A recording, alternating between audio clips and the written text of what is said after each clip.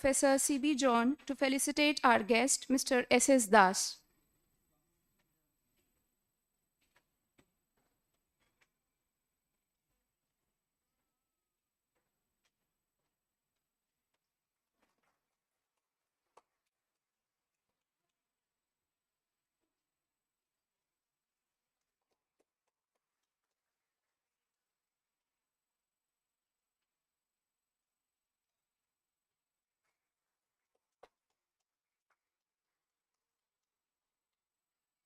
Thank you, sir. To give us an insight into the journey of GKCIET Malda, we will now have a short video presentation of our institute.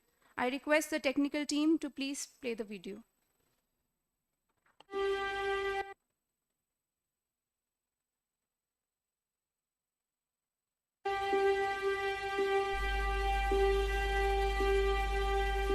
Shri Ghani Khan Chaudhary, an ex-Union cabinet minister and a visionary who had contributed immensely to the societal development of the region of Malda, had always been striving to provide for an improved lifestyle for the local population.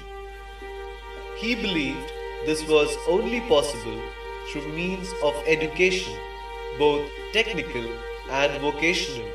In 2010, the Ministry of Human Resource Development, Government of India, sanctioned the 542 crores required for the Ghani Khan Institute of Engineering and Technology. This institution will be one of a kind, with courses ranging from non-formal training, certificate courses, diploma, degree program, postgraduate and PhD. The campus architecture features a direct inspiration from the monuments at Gaur. It has a grand entrance which truly represents the magnanimity of the vision the institute stands for.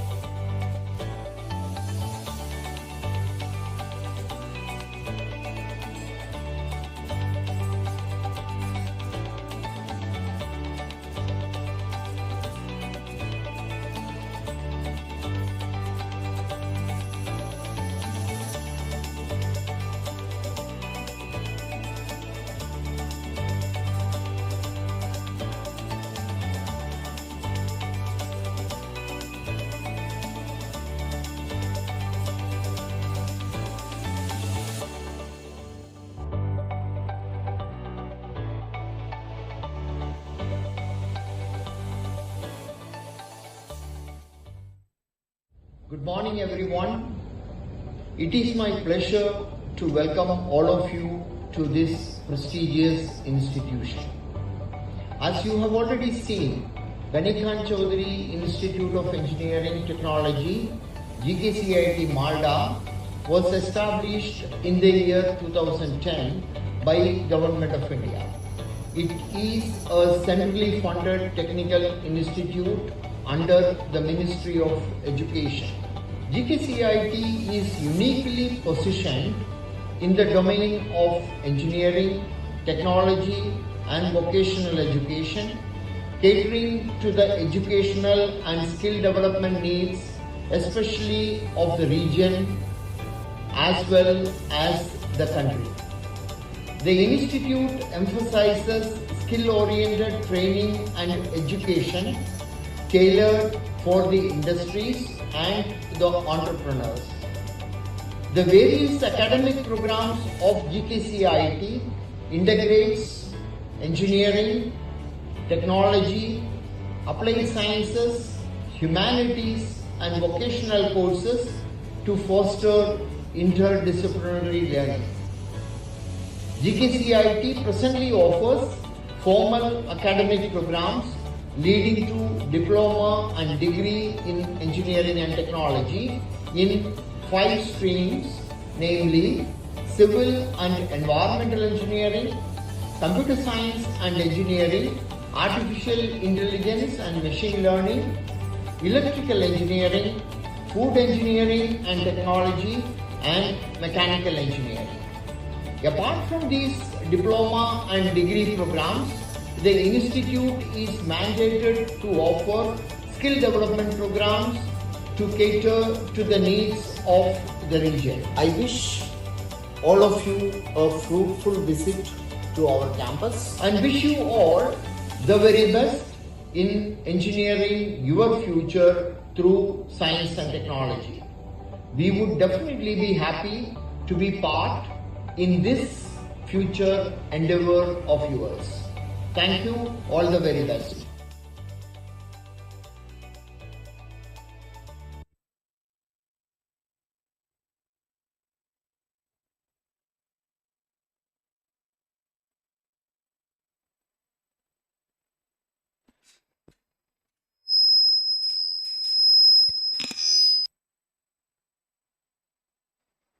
I now invite Dr. Sandip Chandra, SPOC NPTEL Local Chapter 3951 GKCIET Malda to deliver the welcome address. Sir, the stage is yours.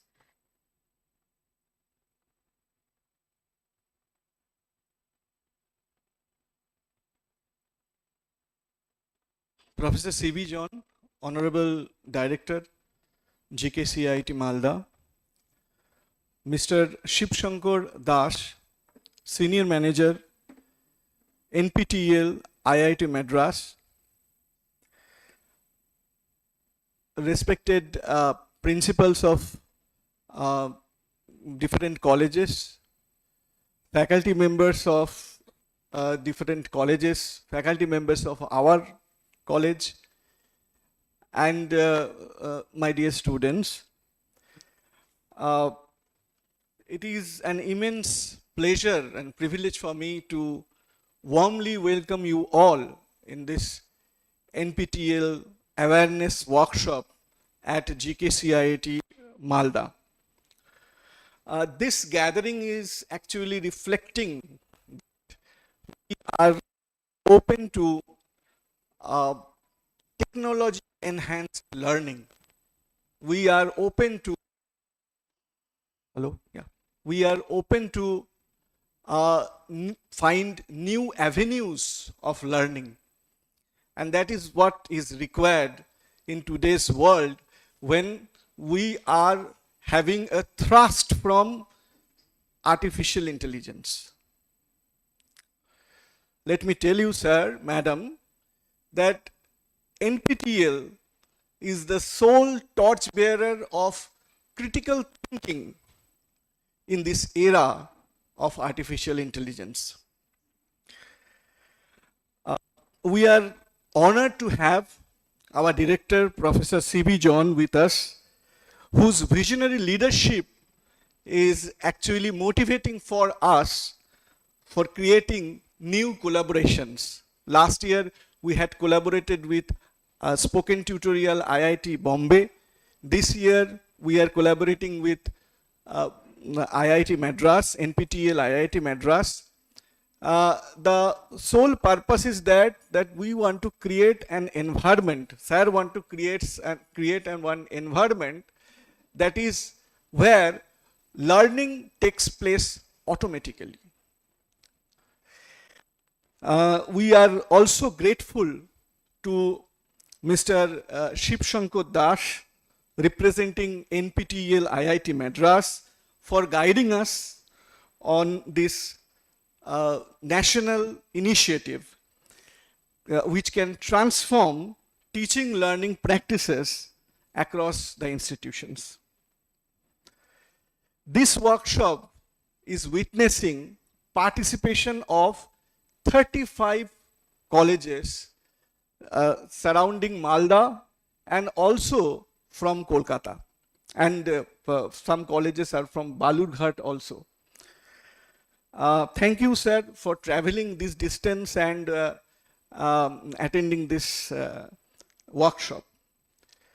I take this opportunity to specially welcome respected institutional heads, Dr. Sushobhan Chatterjee, Officer in Charge, Coach Bihar Government Engineering College, Dr. Abhijit Karmakar, Principal, Technic Polytechnic Institute, Dr. Manos Kumar Boiddo, Principal, Malda College, MD Abu Hassan, Principal, Govindapur Polytechnic College, Dr. Shumit Nondi, Principal, Harishchandrapur College, Professor Dr. Shomi Borua, Principal, Army Institute of Management, Newtown, Kolkata, Professor Dr. Deepak Kumar Jana, Principal, Gangarampur College, along with many other distinguished faculty coordinators, representatives from the participating institutes. Dear Sir, Madam, Swam MPT as one of the most impactful educational initiatives in India.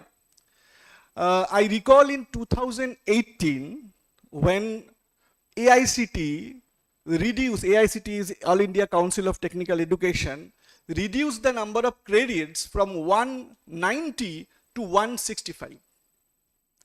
The purpose was to make way for the innovative learning, because it is not possible from a single institute to learn so many things, so many advanced technologies.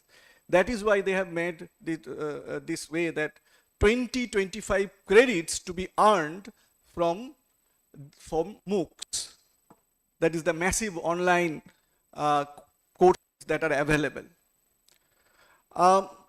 Obviously, our affiliating university, MACAUT, hasn't made it mandatory to earn 20 credits to get BTech honors, but many institutes around India have made it mandatory to earn 20 credits extra from MOOCs courses, whether you are getting it from NPTEL or other available courses. This is why this workshop becomes relevant.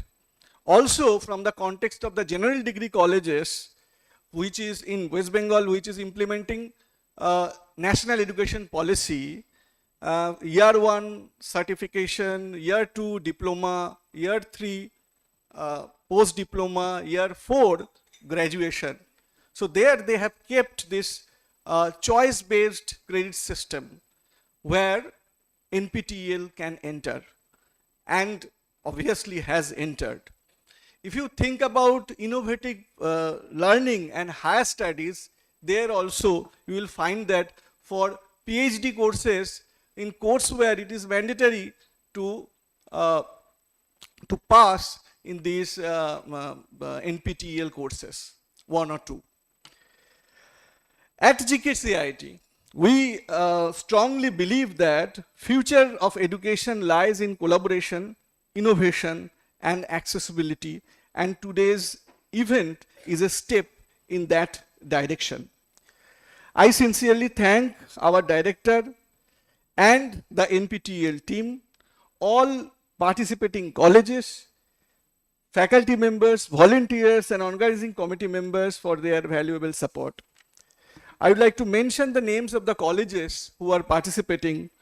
Delegates from Army Institute of Management, Newtown, Kolkata, delegates from Balurghat College, Behala Government Polytechnic, Bengal College of Engineering and Technology, Bengal School of Technology and Management, Coach Bihar Government Engineering College, Dakshin Dinajpur B.Ed College, Dhupguri Girls College, Dr. Meghnad Shaha College, Dhakulal Nibaran Chandra College, Gajol Mahavidyalaya, Govindapur Polytechnic, Gaur Mahavidyalaya, Gangarampur College, Gangarampur Government Polytechnic, Greater Kolkata College of Engineering and Management, Harishchandrapur College, IMPS College of Engineering and Technology, Jalpaiguri Government College, Kaliachak Government Polytechnic, Kaliachak College, Malda Polytechnic, Malda Women's College, Nathaniel Marmu Memorial College, SN Bose Government Polytechnic, SBS Government College, Shiliguri Institute of Technology, the Calcutta Anglo Gujarati College, Tamrolipto Institute of Management and Technology, Technic Polytechnic Institute, University of Gaurbanga. Thank you all for participating. জানার মাঝে অজানারে করেছি সন্ধান, বিস্ময়ে জাগে আমার প্রাণ. A search from unknown to known. I quote Rabindranath Tagore, and thus we become alive. Thank you all. A warm welcome.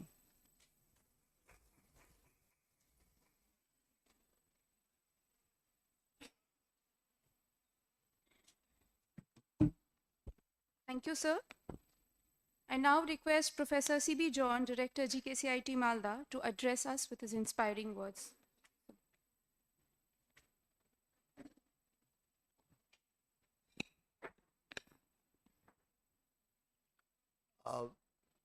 Very good morning to all of you. Mr. S.S. Das, the speaker for the principals of the participating colleges and faculty members of the participating colleges, GKCIET faculty members and students who are attending the program, a warm welcome to all of you. It's indeed a privilege for us to host this regional awareness program on NPTEL. I'm very much thankful to Mr. S.S. Das, who has kindly consented to travel all the way from Chennai to come over and deliver the awareness speech and awareness, lead the awareness camp. And in the same breath, I'm thankful to all the colleges who are willing to participate in this awareness program. And I personally feel that when I'm to give only a presidential address, it is always better to be concise. Don't take 15 minutes what is given over there. So I will be cutting short my activity with the formalities which is required. So I wish all the very best for this awareness program. And the participants, I'm sure, as Professor Sandeep Chanda has made a mention of, we are also on the move to have an exam center for NPTEL at Malda, because on date, majority of the students who opt for the courses under NPTEL will have to travel all the way up to Kolkata or to Siliguri, their nearby examination centers. We have already placed our request to allow an exam center in Malda, which we are sure that would be of benefit to many of the students who are opting for NPTEL courses.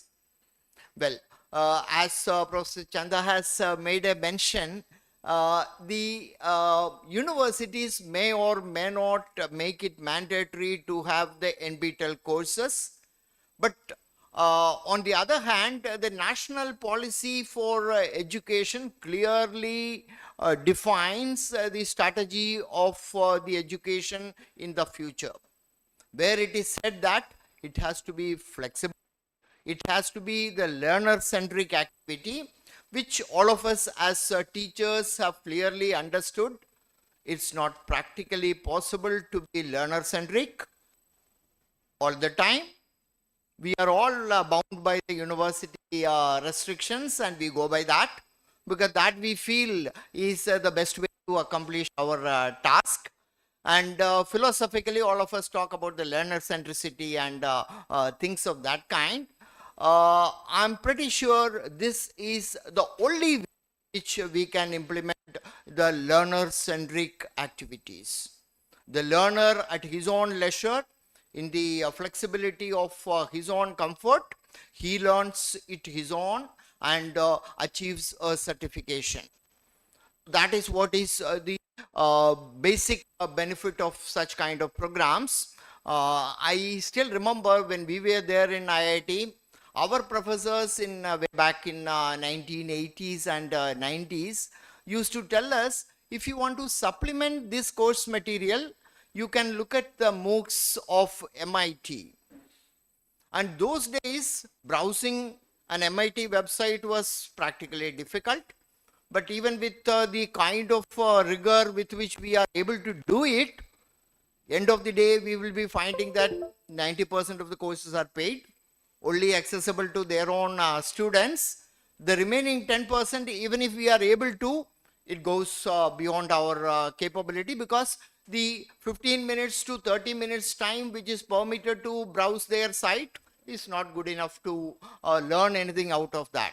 But we used to have this as a supplementary material as prescribed by our professors. When I started teaching in 80s, I realized that this is something which is required for. So with the limited resources, we used to tell teachers, record your class so that we can give it to the students. Whosoever is absent can always get benefited by that. As luck would have it, as I moved to Chandigarh, 2003, IITs came up with NPTEL. So we had the guts to tell our students, no, I'm not going to take this topic. You do it there. At that time, it was not mandatory. But it was well received. And that made some of us even to suggest to agencies like AICT or UGC that it has to be part and parcel of their learning activity. So that is what the requirement of such an online platform in doing it. And I'm very happy that NPTEL has been doing a wonderful job across the country, and it adds to our tagline of Atma Nirbharata. It is no more I never look at the MIT website nowadays. Now it is easily accessible, but I never look at, even if I have a requirement, I go to NPTEL site. One of the courses I will get where I have my answer available for. So this is one of the classical examples of the self-reliant academic structure which the country is looking forward to. And I'm pretty sure all of us would be joining hands in taking it forward. And I would love to offer the services of GKCIET fraternity, if at all any such issue is to be resolved in respect of online courses, or even supplementing this course material. We would definitely be available to all the institutions who are participating in this. So thank you very much for your interest in coming to this institute. So I would be telling Professor Sandeep Chanda to make it as an occasion to showcase our institute to the participants also. Maybe afternoon, an hour you can take in taking them around to our institutional facilities. So that would be, I mean, it's not part of the program. That's why I requested you. So we will all be joining hands in taking this mission of Government of India, particularly the NPTEL forward in popularizing the online learning activity among our students and the larger academic fraternity. Thank you very much.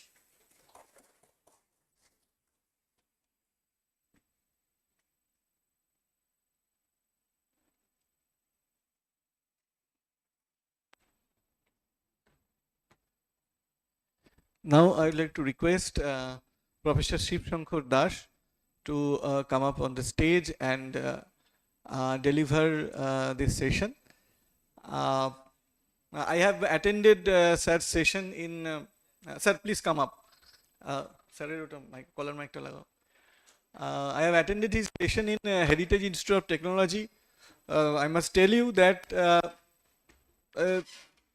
if we can 50% of what is delivering, we shall find new avenues. So kindly listen to him. Thank you.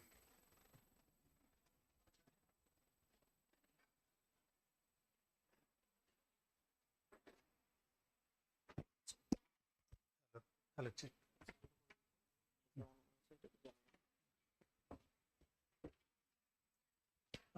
Respected Professor C.V. John, the Director of GKCIET, respected the principals and heads of the institutions, of the participating institutions, single point of contact, Dr. Sandeep Chanda, the faculty members of GKCIET and the faculty members coming from other institutions, and my dear friends, my dear students.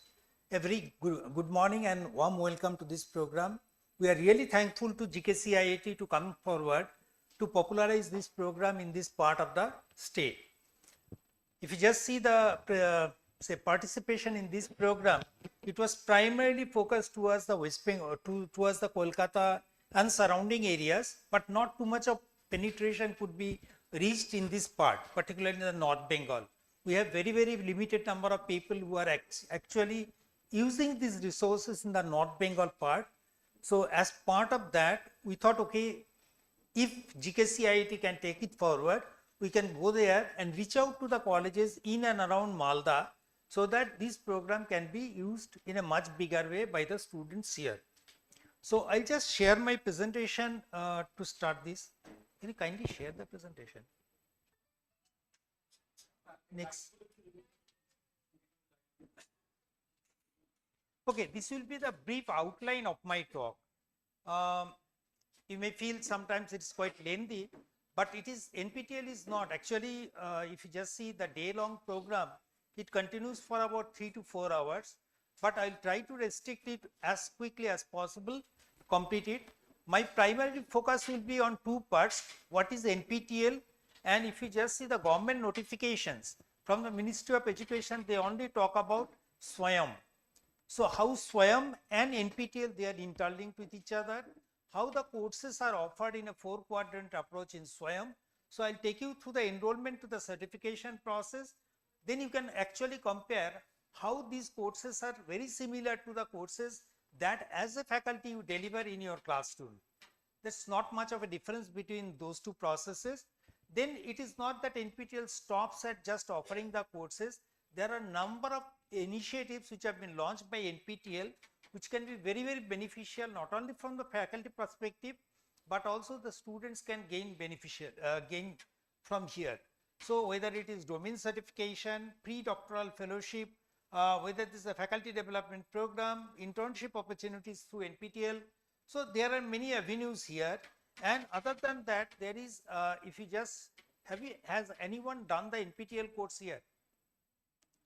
If you just go to the Swayam course page, thank you. If you just go to the Swayam course page, if you want to enroll into a program, whether as a faculty or student, you will be asked to confirm whether you are from an academic institution. If you want to say that, okay, I am from an academic institution, it will ask, okay, which state you belong to, and under that state, it will list out the colleges who are part of the NPTEL, or rather part of the Swayam. So until and unless you become a local chapter of NPTEL, you cannot be connected directly with the institutional connect is not there with the Swayam. So only when you become a part of NPTEL local chapter, then only you become part of Swayam. So your college name will be reflected there.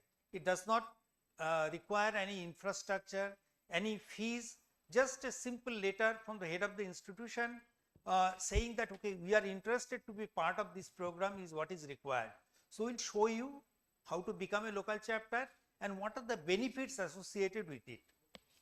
Also, other than that, if you just see as per the present policy of ICT and UGC, they permit that always you can avail or you can pursue a second degree while you are doing an in-campus model classroom program. So second degree is always possible. So taking that initiative in mind, IIT Madras, which is the most, you can say, as far as the NIRF ranking for the last 6-7 years, they are continuously maintaining #1 position. So IIT Madras has launched a program called the BS program in data science initially, and then later on added with BS program in electronic system, and yesterday only they launched a third program called BS program in aerospace and space science. So while a student, say suppose the student is pursuing a BSc program in your regular academic program, if the student wants, they can actually pursue a diploma, BSc or BS level program from IIT Madras. We will talk about that also. And in addition to that, if you have got any queries, you can stop me at any point of time and we can discuss on that.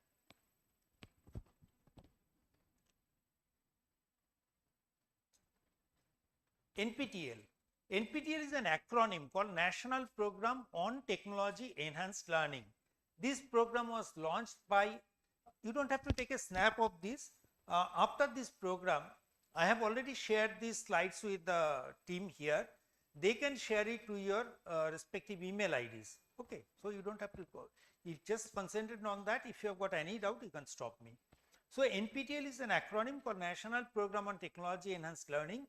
This program was launched by 7 older IITs, namely IIT Bombay, Delhi, Guwahati, Kanpur, Kharagpur, Madras, Roorkee, joining hands with IISc Bangalore way back in 2003 and started this program with the funding of Ministry of Human Resource Development, Government of India at that point of time.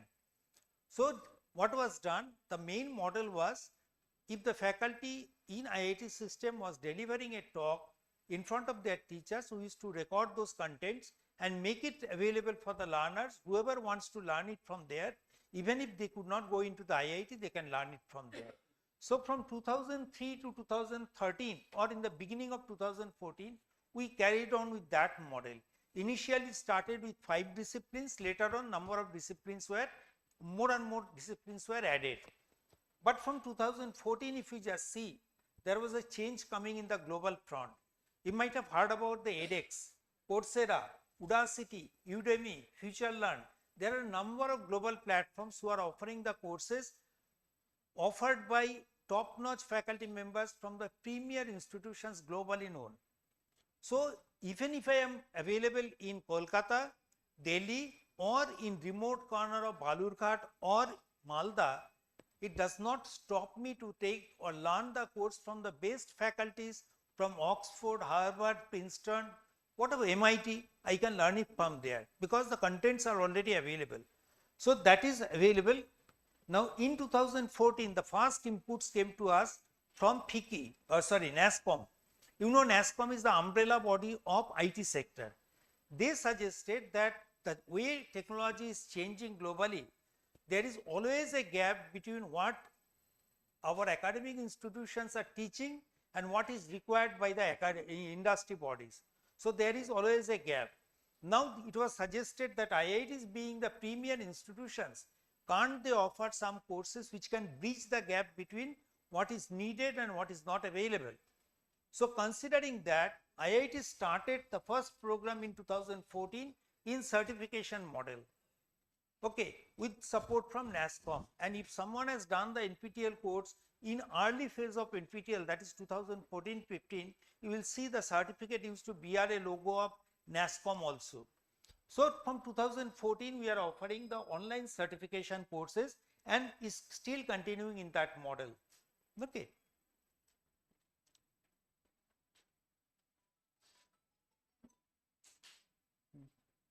The impact. So we have actually operated, you can say it started with 8 institutions, but now around 30 institutions are actually partnering in the NPTEL front. It's an umbrella body, big.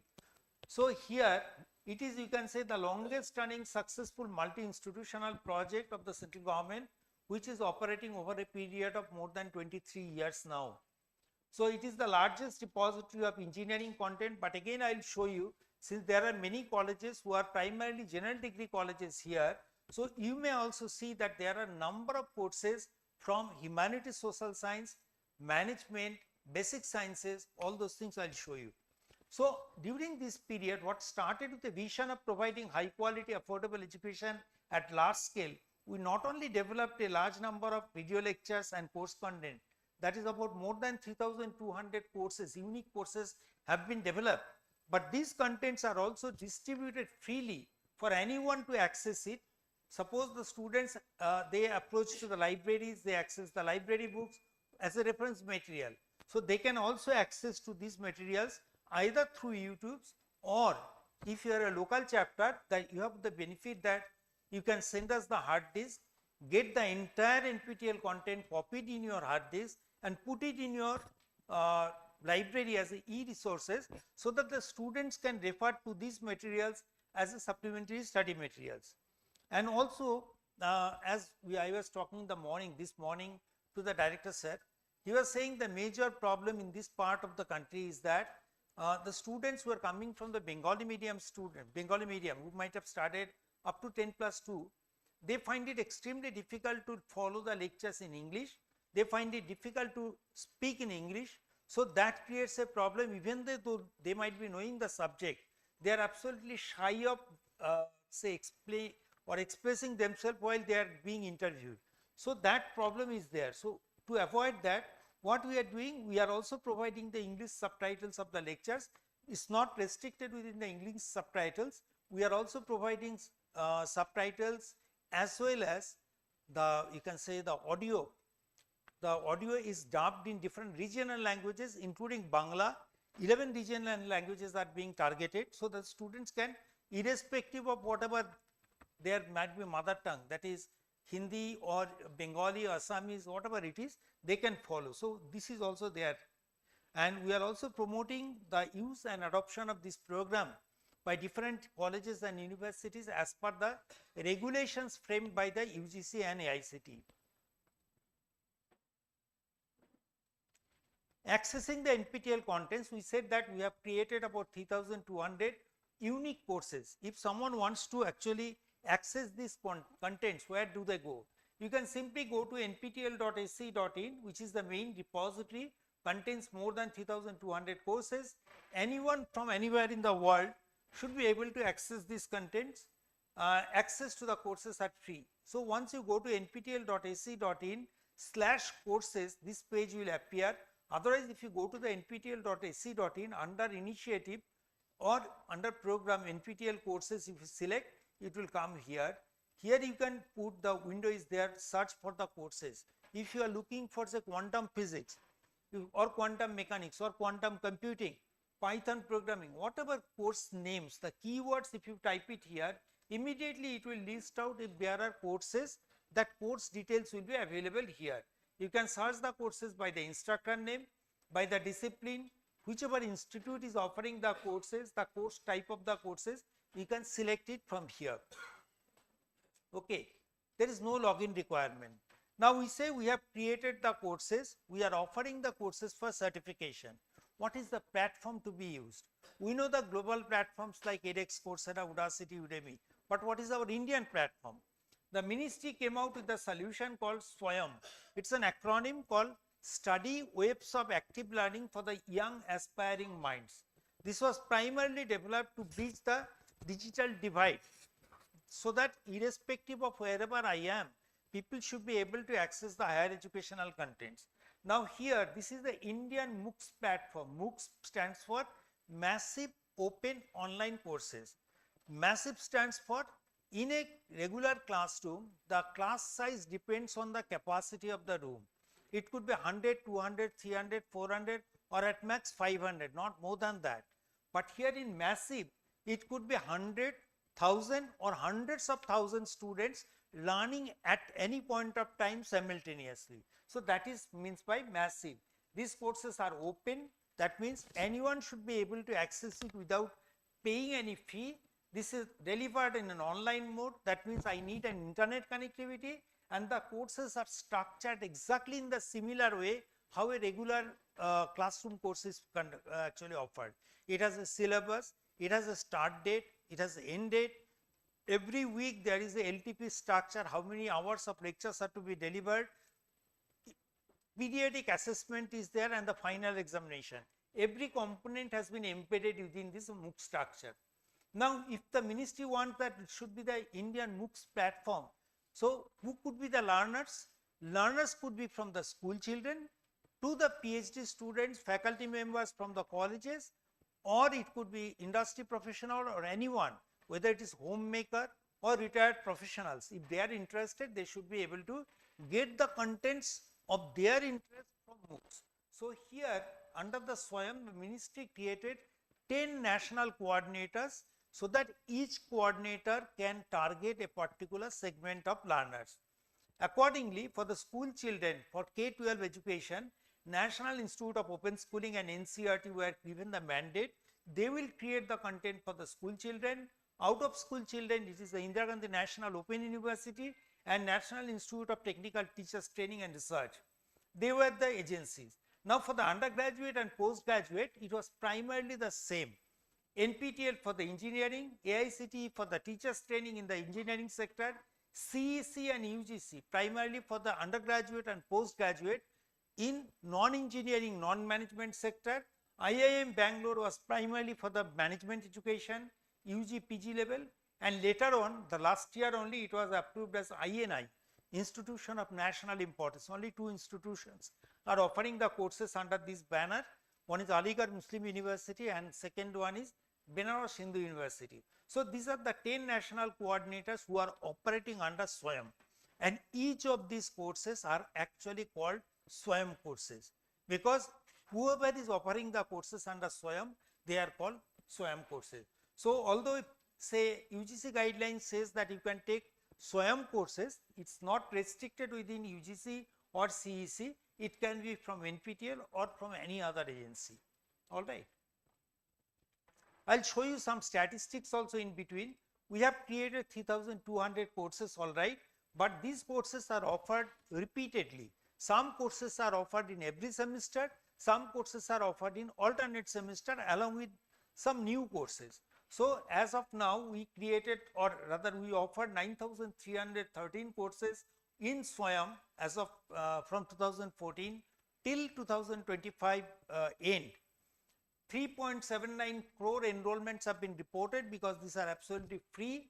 75.6 lakh learners registered for the examination. On an average, every semester we are conducting the exam for about, in the last semester itself, we conducted NPTEL exam for 11.5 lakh candidates. So possibly this semester we will be crossing 13 lakhs. So we anticipate that within next 2 or 3 semesters, this will be the most opted examination in the country, bypassing the say JEE Advanced, JEE Main and GATE examination, already 11.5 lakh. So out of that, 48.49 lakh learners got e-verifiable certificates from us. This has been our journey. If you see the graphically, we started in 2014 with just 3 courses where 1.1 lakh learners were registering or enrolling into the course, and only 3,000 people wrote the exam. Now if you just see the previous, these last 2 data, Here in 2024, we offered in 2 semesters 1,452 courses, where we had 57.2 lakh learners enrolling into the course, 17.29 lakh learners writing the examination. In the immediately next year, the number rose by almost 4 lakh plus. So every semester we find there is an increase of about 2 lakh learners. So that is a huge challenge before us. So that was the reason I was actually talking to Sandeep sir, that right now we have got center only in Kolkata, and the next center in North Bengal is in Siliguri. Can we have something in between? But for that also we require that there should be a minimum number of students writing the examination to approve an exam center, because the exams are conducted by our exam partner and they want that minimum number has to be there, otherwise it cannot be operated. So minimum number is 200. So it is not that GKCIET is taking the lead, so all the number has to come from there. If we just take that, okay, Malda in and around people, so if the 200 number can come from there, we can definitely work together and create an infrastructure so that students of this city can actually write the exam here. Okay, so this is the growth. Till yesterday, the enrollment number was 35.78 lakhs, 7.21 lakh learners have registered for the examination. Now we will just look at the components of the MOOC, how it compares with the regular classroom structure. If we just see, it follows a 4-quadrant approach. What are these 4 quadrants? First of all, in a classroom, consider as a faculty, you are teaching in front of the students, and if I put a camera behind the students and record that content. So the recorded version of your lecture, where I have removed all interaction, even a pause of couple of seconds is removed during the editing, so that condensed lecture material becomes the first quadrant, where no interaction is there. So in an 1-hour classroom, if you just remove all those components, how much time you actually have spoken? It is definitely not out of 50 or 55 minutes. It will be at least 20 minutes lesser than the actual time. Okay, so it's a very condensed one. So that becomes the first quadrant. Second quadrant, in a classroom, you will be interrupted by the students, or you will be stopping and asking the question to the students to clarify their doubts. Now in an MOOCs model, the students are scattered geographically across the globe. So naturally the faculty cannot come in front of everyone physically and answer to their queries. So the mode of interaction will be very different. So here also we will be taking a different mode to interact with the students to clarify their doubts. Okay, but that is there. Third component, in a classroom, the faculty member will be giving the supplementary study materials, maybe handwritten notes, maybe some other materials, so that the students can learn better. Here also we try to provide some supplementary study materials as a similar to that. Fourth component, in a classroom, the faculty member might consider conducting the class test occasionally, but here it is mandatory that the student have to undergo class test every week.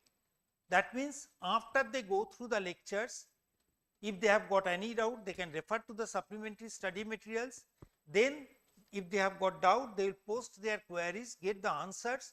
Then the last component, they have to come and solve a set of questions related to that week's video in the portal. And each of these assessment will be graded out of 100 marks. And part of these marks will be carried forward in the final examination. So these are the 4 quadrants approach that will be followed. Now once you talk to the students, they might be interested to know, why should I do these courses? Already I am doing say 160, 170 credits to earn my BTech degree, or maybe I am not sure about the UGC credit framework, what credits they have to complete. So they will be asking, why should I do that? What additional benefits it will bring to me? Now consider a case after their graduation. What are the career options open before the students? Either some students might be interested to go for the job market. And in the job market, if you just see the way technology is changing, just look at the first industrial revolution to the second or third. It took 100 years to come on from first to second, second to third, and now fourth also. it is taking just maybe 5 to 10 years. Within that, transformation is going on.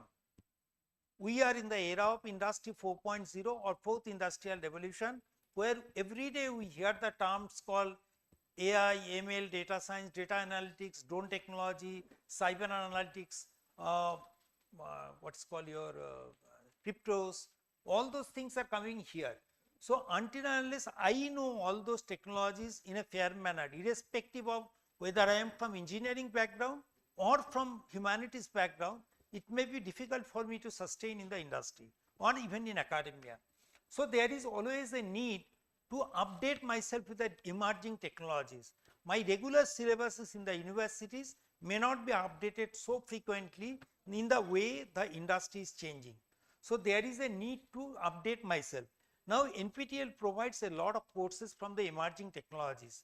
So you can always refer to that, learn to that from the best faculty members available in the country. Second, suppose I am interested to go for the higher studies. For the engineering, it is the GATE exam. For the other streams, maybe they will be going for the NET examination. So for that also, it is very essential that they have to go into the fundamental concepts of the lectures. Now the courses which are designed by the IIT faculties, who are also part of the say GATE examination process, they have designed the courses keeping that one in mind, to what extent, to what depth the fundamentals are to be covered. So the students can get definitely lot of inputs from here, learn it better, and also I will show you the GATE portal, how they can get help for preparation of the GATE examination. Third one, now ministry actually encourages that if you have got a good idea, instead of you approaching the industry for a job, you can also create the job. There are multiple avenues are available, Mudra loan and all those things are coming into picture. So here, if you have an idea to convert into a product or services, just having the idea is not good enough.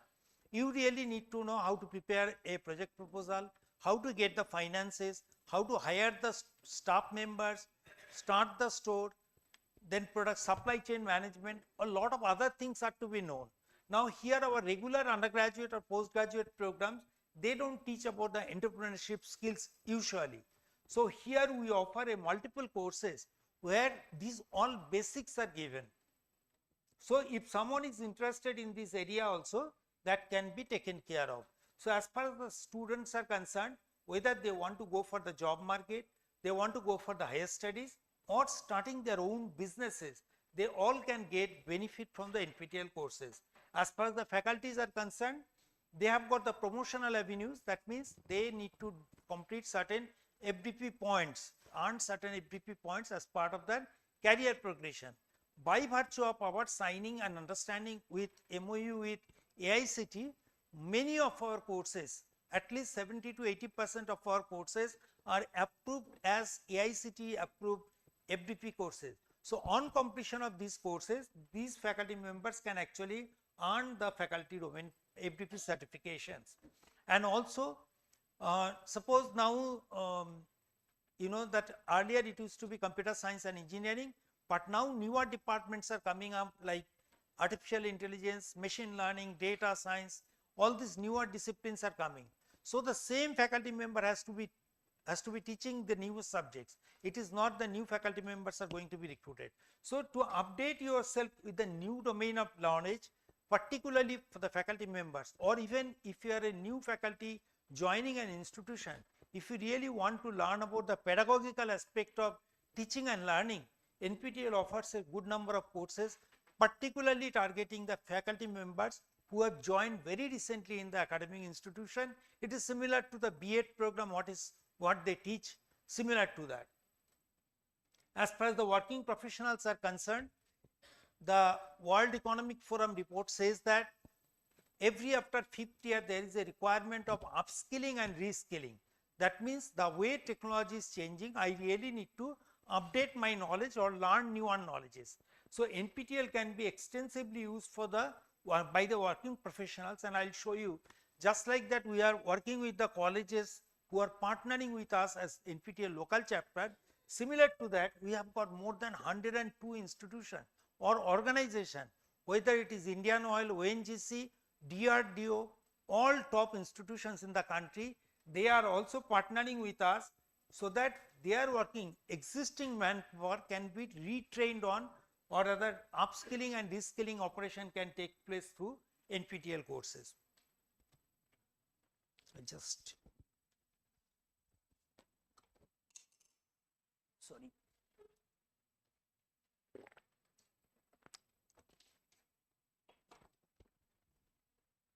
After every exam, we try to find out what is the feedback of the students, why they have taken the courses. That this is the data. Most of the learners say that okay, they are taking it primarily because the colleges have mandated that they have to take it for the credit.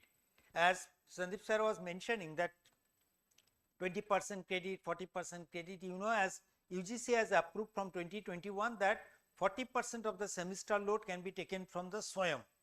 That includes NPTEL, and IIT has approved that 20 credits can be taken. Not only that, additional 20 credits can earn the students a BTech honors or a minor degree.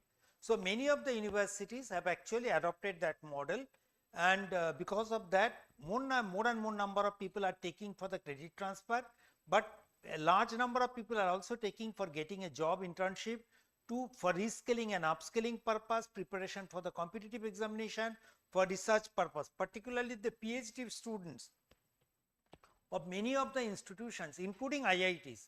Say IIT Kharagpur, if you just see, most of the PhD coursework can actually be done through the NPTEL also. The benefits of the NPTEL courses can be summarized like this. We offer the curriculum based courses which can provide the strong fundamental concepts to the learners. Industry ready courses from the emerging areas can provide better job opportunities, opportunity to learn the courses of interest from other disciplines.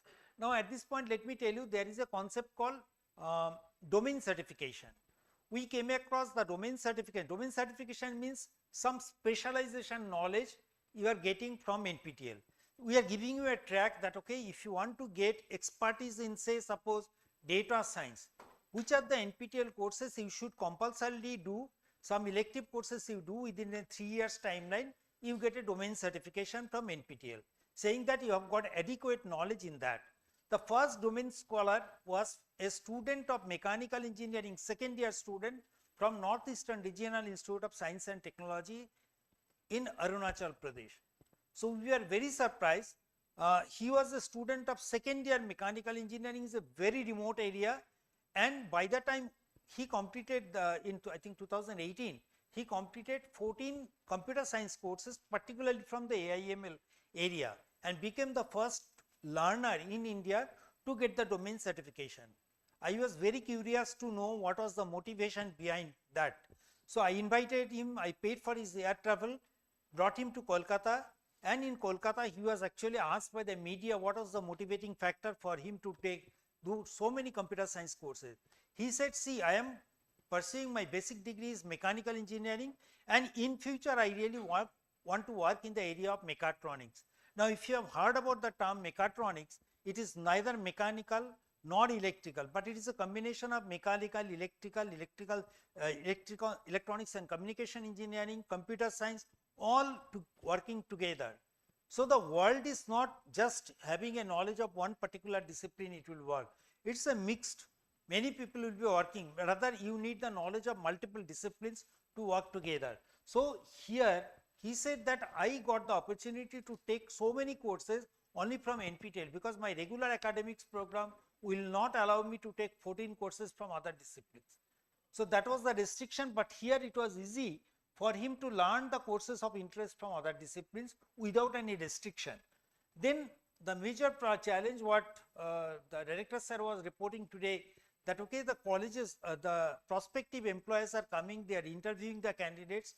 The student might be interested, or rather students, they are aware of the technicalities of say what they are going to ask. They know the answer, but they are very scared to face the interviewer. They are not comfortable in speaking in English. Okay, so here the soft skill and language courses, actually this carries almost 50% weightage in grabbing the job. How do I present myself before the interviewer? That's very important. So here in NPTEL, we understand that okay, curriculum based or industry ready courses are not sufficient to grab the job. So if our interest is that okay, our students after doing the courses should be better placed, so we should also think about improving on that communication skill and soft skill. So we not only provide a large number of courses from here, but also we provide absolutely free soft skill training for your students. If your college is a local chapter, in that case you can simply write to us and we provide you free of cost soft skill training for your students. Credit transfer, as we saw, certificates from IITs and IISc improves internship and job prospect. In the early phase of NPTEL, I was just inquiring, talking to the students. After the students come out of the exam hall, we talk to them that, okay, why did you take this course? Just tell us. The student said, one of the students from Techno India University said, see, if a prospective employer comes to me and there are say 100 of students, if I, for the argument's sake, if I consider that they have equal merit, raw merit is equal, we all are we are referring to the same books. That means for the argument's sake, we can say our knowledge is similar to each other. Okay. Now, if a prospective employer comes and if they have to pick up 5 or 10 students, which 10 students will be picked up? There comes what I have done additional to what has been mandated to me. So they are telling, suppose I go into an industry where Python programming knowledge is important. So they will definitely try to take someone who has got good exposure on that, because every penny they spend in the training program, that also they want to cut on that. So he is telling that okay, if I have to put myself in a separate bracket, I need to do some courses which will be different from which was mandated to me for earning my credit, earning my degree. So if I do additional courses from here and put it in my resume that okay, I have done these courses which was not compulsory for me, that shows my interest that tomorrow if required I can learn the newer things on my own. That puts me in a different perspective. The credit transfer has been approved by AICTE and UGC, honors minor degree is also there. We have a GATE portal.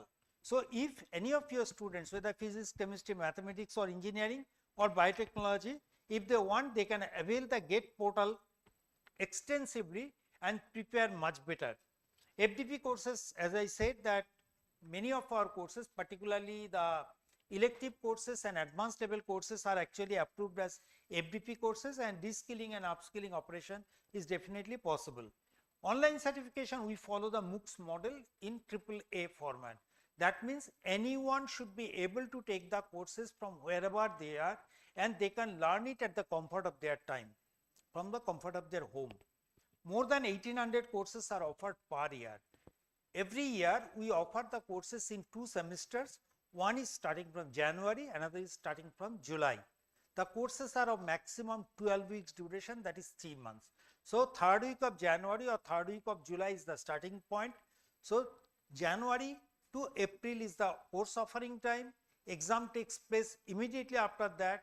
Similarly, July to October is the course offering and exam will be conducted immediately after that. So enrollment starts in exactly 2 months ahead of the course starting time. The courses starts here 3rd week or 3rd week of July. So by middle of November or by middle of May, the course enrollment will start. I'll show you where you can see the course list, and if you want to see the course offering timeline, now itself for the July semester, where do you get? Actually, we have frozen the timelines for the next 5 years, already booked the slots with the TCS. Anyone, okay, the major advantage here is that enrollment in any course is possible irrespective of my present academic background, my gender, my profession, age group. Irrespective of that, I can take multiple courses as per my choice. Can be enrolled in multiple courses free of cost. And at the end, see, Swayam portal provides me the learning space. I can join the course from Swayam, complete it with interaction with the faculty, but there is no provision of examination in Swayam. So if you are taking the courses from NPTEL, NPTEL will conduct the examination separately through its own portal. Similarly, if you take the course from UGC or CEC, the examination will be handled by for all other agencies. all 9 agencies, they will be handled by NTA, National Testing Agency will be conducting the examination. Now course features, if we just see, we have got a full semester course is of 30 hours duration. What is the duration of a full semester course in the university? Huh? No, single course. Say 35 to 40 hours. Huh? 60 hours. Okay, 3 credit, 45. Now 45 hours, what are the components there? Once you go to the class, sometimes you take attendance, you spend some time. Then during the delivery of the talk, you will be spending some time in the interaction. If you remove all those components, even the space what you are taking, say you have talked something, then you are taking some time, say 1 minute, we remove everything from that actual video. So that video, the condensed video will be similar to 30 hours only, even if the course duration is 45 hours. Okay, many of the times we have seen that the faculty says that my course is of 10 hours, but what we teach in the regular classroom in a 10 hour, he said within 4.5 hours, I have completed that lecture in front of the camera, because there is no student, I have continuously talked and completed the thing. So 30 hours is a very, very condensed lecture, is a full semester course. This is on a special topic 10 hours and 20 hours is medium type of courses. Completion time depends on how much lectures are delivered every week. We take almost 2.5 hours of lecture per week. At that rate, a full semester course will be completed in 12 weeks. A medium type of 20-hour course will be completed in 8 weeks, and it will take 4 weeks time to complete a course on special topic of 10 hours duration. So lectures are pre-recorded, the first quadrant, the lectures are delivered every week in the first Monday of the week, that is Monday, every Monday the lectures will be delivered. Lectures are not of 1 hour duration. If anyone has done the courses from edX Coursera, they know the lecture durations are very, very small, maybe 5 to 10 minutes, not even 10 minutes, very few lectures will be 10 minutes, it will be 5-6 minutes and so on, because they say the attention span of a student is never one hour, it is much, much smaller, particularly Gen Z, they do not have the patience to watch the video for 1 hour. So even then we are also restricting our lectures to 30 minutes or lesser durations. There are two different type of courses, one is new and rerun. That is, once the course is created, it is not that it is offered only once. It is offered multiple times. First time it is called new and other times it is called redone. New courses, the lecture videos will be released only when the course is offered. Every week new lectures will be released. But in a redone course, once the course goes into the public domain once, the videos are already available in the NPTEL repository. So for the rerun courses, the lecture videos are already available. Suppose for the July run courses, the course enrollment starts by middle of May. I have decided that okay, I will be taking this course from July. The course is on rerun. So I won't have to wait till the July 3rd week to start the course. If I want, I can start learning the course from mid-May itself. Okay. Contents of the week, that is videos and assignments are released every Monday during the runtime of the course. Course related doubt clearing. In a regular classroom, the physically teacher is present before you and you are actually answering to their queries. But here, since the students are scattered geographically, so their main connectivity is through the internet. So they are actually connected to a web-based interactive portal to the course instructor and teaching assistants for getting their answers. So if they go into the course page, there is a ask a question tab. Once they click onto that, there will be chat box like thing, they can post it there as an email. So and these mails will be answered by the faculty in a time bound manner. Also there is an interaction with the course instructor through YouTube.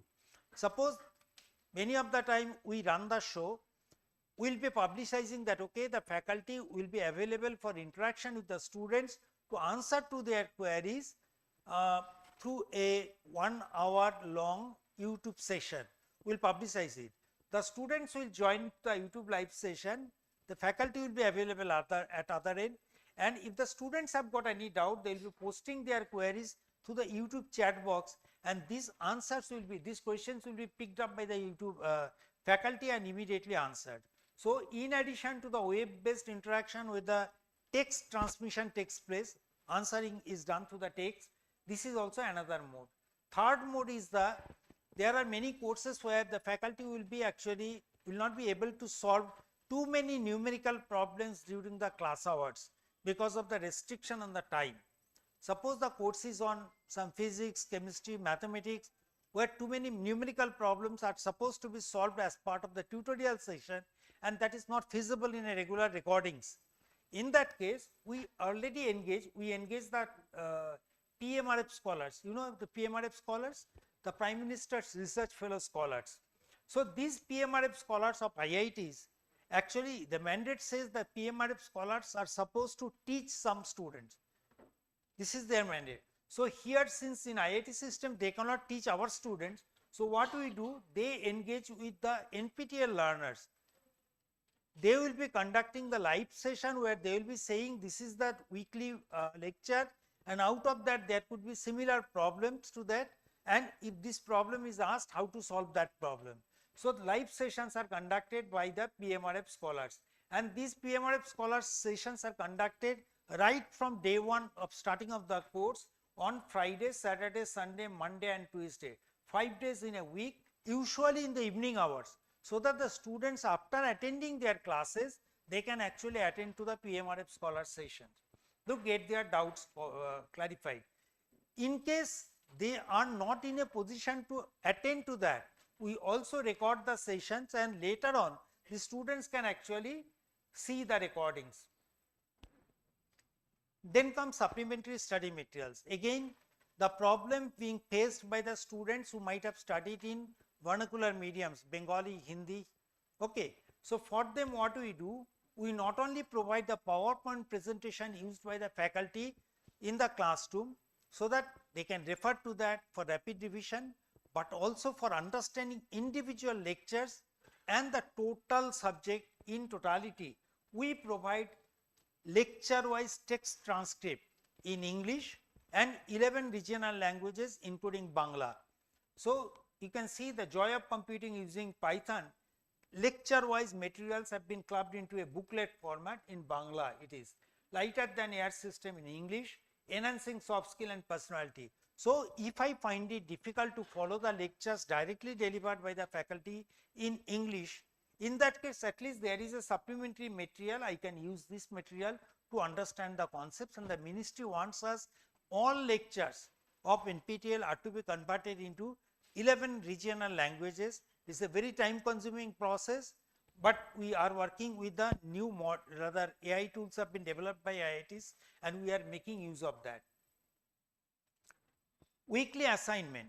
After the student has gone through the video, interacted with the faculty, gone through the supplementary study material, at the end they have to come to the page and write the answer for 10 to 15 questions related to that week's video.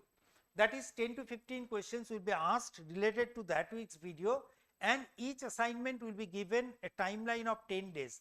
That means from Monday, 10 days will be counted from Monday till next week Wednesday 23:59 hours. The assignment will close.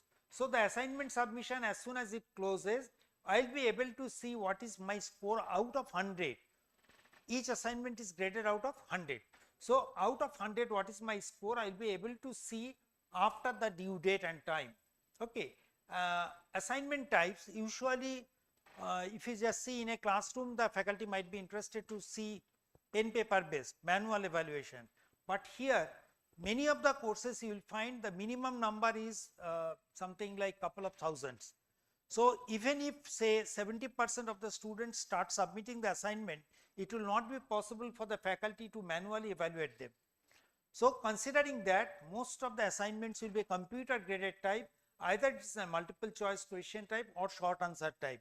That means numerical question is given, the answer will not be mentioned, there will be a check box, they have to type the answer, and the faculty will mention in the back end, if the answer falls within this range to this range with certain accuracy, then it will be considered as correct.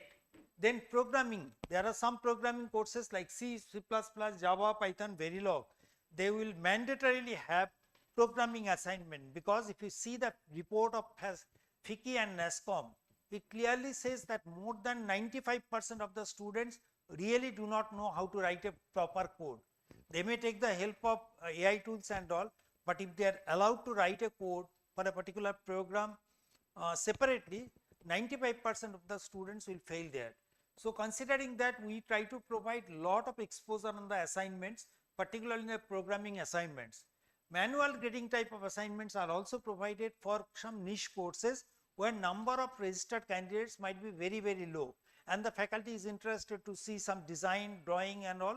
So in that case only manual grading type of assignments will be provided. Now comes, we have completed the 4 quadrant approach. We have not paid anything fee. Everything has been done through the SWAYAM portal.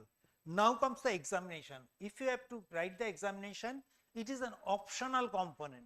It is not necessary that you have to write the examination if you want to enroll. So examination is proctored, in person and center based. That means I can learn the course from the comfort of my home, but for writing the exam I have to come to the exam center, register separately. I will be issued with a hall ticket, then only I will be coming and writing the exam. Exams are conducted in more than 200 to 50 cities across the country, and in some countries, say some cities like in Kolkata or Chennai, if I just take a classic example of Chennai, Delhi, Bangalore, within a city there will be multiple exam centers. Okay. So 200 is cities, 200, I think it's around 250 cities now. Mode of the examination is most of the time it will be online, that is computer based. The questions will be appearing onto the computer, the answers are also to be marked onto the computer.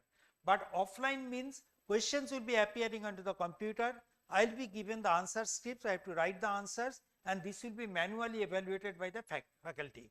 Once I go for enrolling into the course, there will be some key dates when the course will start, when the examination will be conducted. Now on each exam date, there are 2 sessions on which the exams are conducted. One is the forenoon between 9 to 12 and afternoon is between 2 to 5. Okay. So if I take 2 courses whose exam dates are clashing with each other, same exam dates, I don't have to worry. Only thing, I will be writing one exam in the forenoon, another exam I will be allocated in the afternoon. Examination fee. As far as the learning is concerned, the ministry funds everything. We don't have to pay anything for learning purposes. For writing the examination, we have to pay a charge of ₹1,000 per course, irrespective of the duration, whether it is 4, 8 or 12 weeks, the fee remains same. However, the candidates who belong to SC, ST and PWD with more than 40% disability, on submission of their certificates, relevant certificates, they can straightway avail 50% fee waiver here and pay only ₹500. Exam results are published tentatively within 30 days. That is our mandate as per SWAYAM board, but we try to put our rest date as 10 to 15 days. Within 10 to 15 days of our examination, we try to release the exam results. Certificates are immediately released along with the exam results. So even if there are, say, there is a course on, say, cloud computing, there are 90,000 students enrolling into the course and maybe 50,000 students are writing the exam, within 15 days we will declare the result along with the certificates also. Certificates will be e-certificates which will be digitally which will be signed by the institute which is offering the course, and if the certificate is produced before the college, for credit transfer purpose, the college doesn't have to send the certificates back to us for verification. Every certificate will be having a QR code. So just by using a QR code scanner, they can verify the authenticity of the certificate locally. Okay. Certification criteria is that now we have got 2 components. One is the final exam which is on 100 marks and each of the assignments is graded out of 100 marks. So there are 2 components. So 25% weightage will come from the assignment and 75% weightage will come from the final exam. This is very straightforward. 75% weightage will take from there. But how do I calculate 25% weightage from the assignment? Suppose I am in a 12-week course structure. There are 12 assignments. I have been tested on 1200 marks before my final exam. So here I understand as a student, I may not be able to submit all 12 assignments because sometimes it will be clashing with my regular academics. So considering those exigencies, what we do for a 12-week course, we only consider the best 8 assignment scores. Out of 800, what is my score? Then take an average from there, and 25% of that will directly go into the certificate. For a 20-hour course, we will be considering best 6 assignment scores. For 10-hour courses, we will be considering the best 3 assignment scores for 25% weightage calculation. Okay. Now challenge comes, suppose I am in a 12-week course structure, I am supposed to be considering 8 assignments. I have submitted only 4 assignments. What happens to me? Am I eligible to write the exam or not? That is a question. Many of the time students will be missing multiple assignments. So our answer is that if the student misses, say, maximum assignments, out of 8 they have submitted only 4, or rather out of 12 they have submitted only 4. Our requirement is minimum 8. So what we will consider, remaining 4 assignments the student has got 0 marks. So score out of 800, score out of 400 will now be considered as score out of 800, and accordingly the 25% weightage will fall. For getting a certificate, it is mandatory that they have to score 40% here individually in the final exam, and in assignments also they should get 40% score.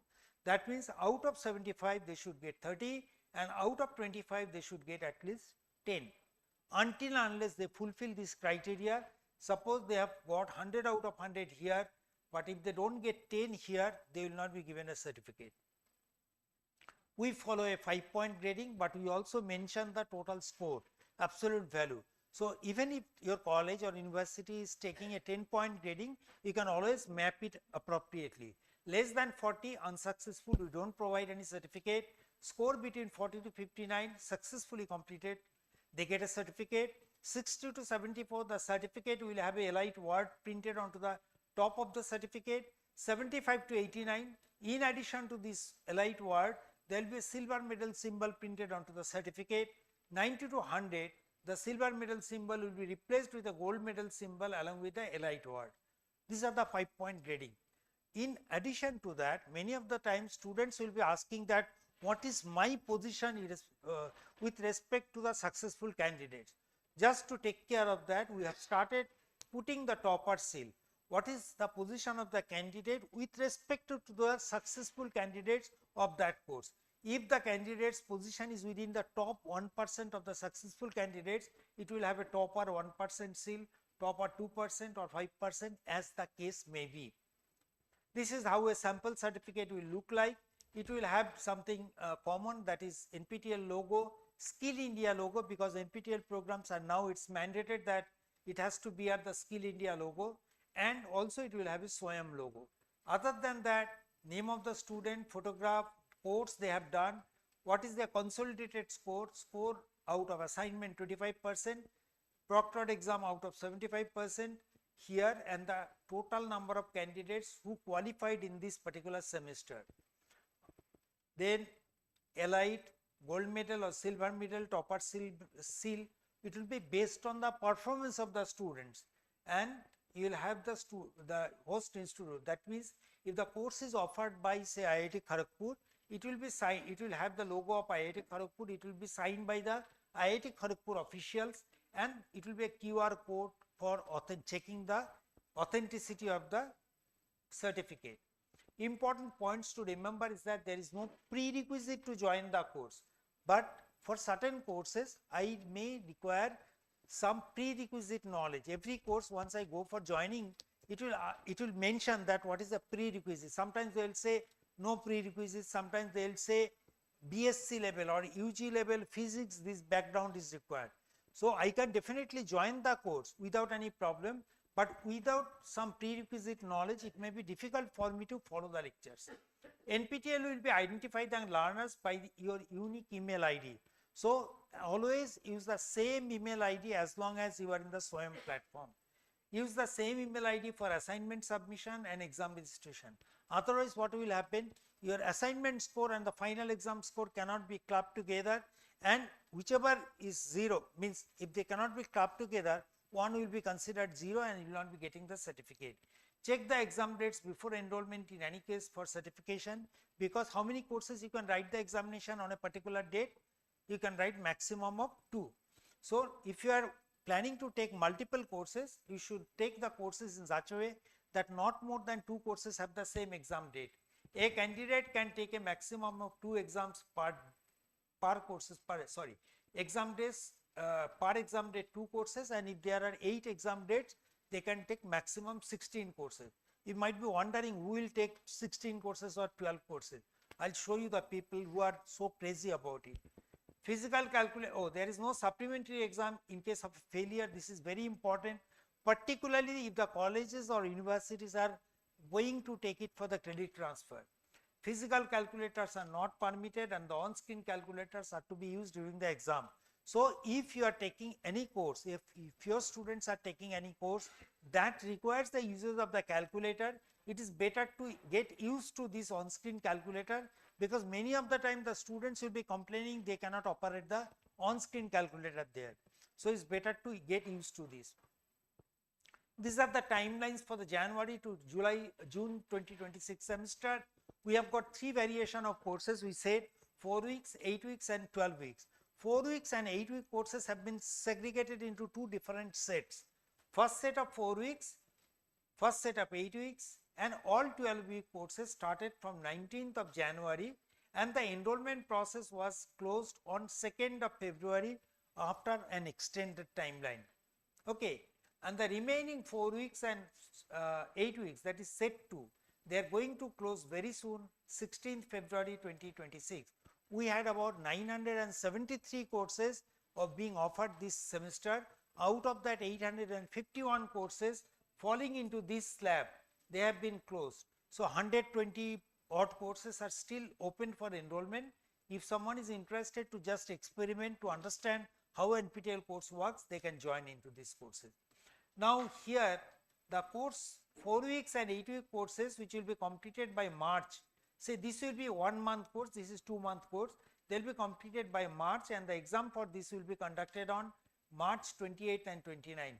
Exam for the remaining 3 set of courses will be conducted in April on 17th, 18th, 19th and 24th, 25th, 26th. These are the fixed dates. Under no circumstances we will be changing our dates. Okay.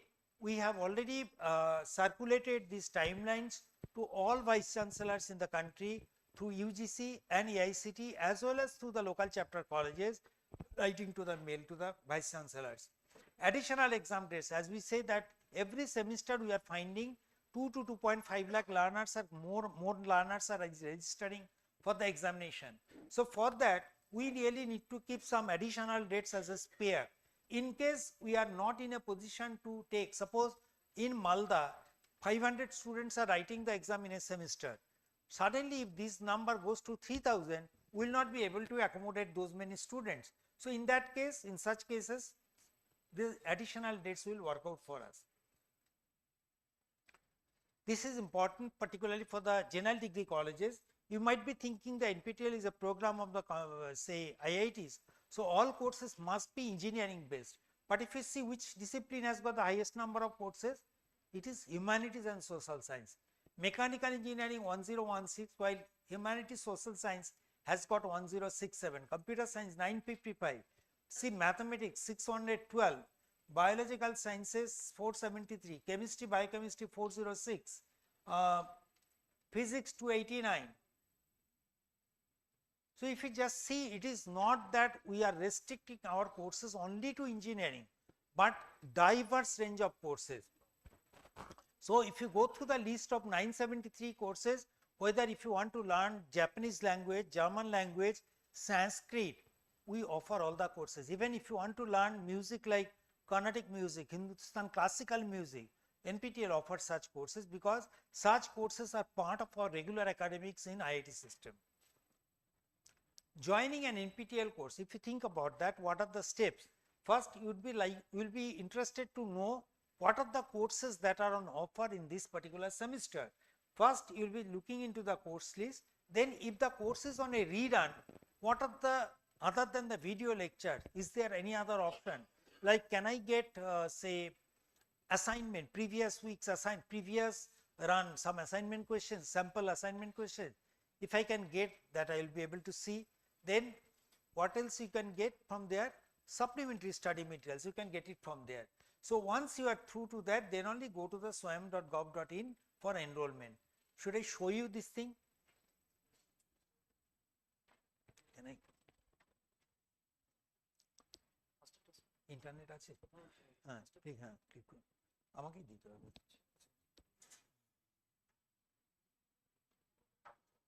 ও এটা খুলেছে, এটা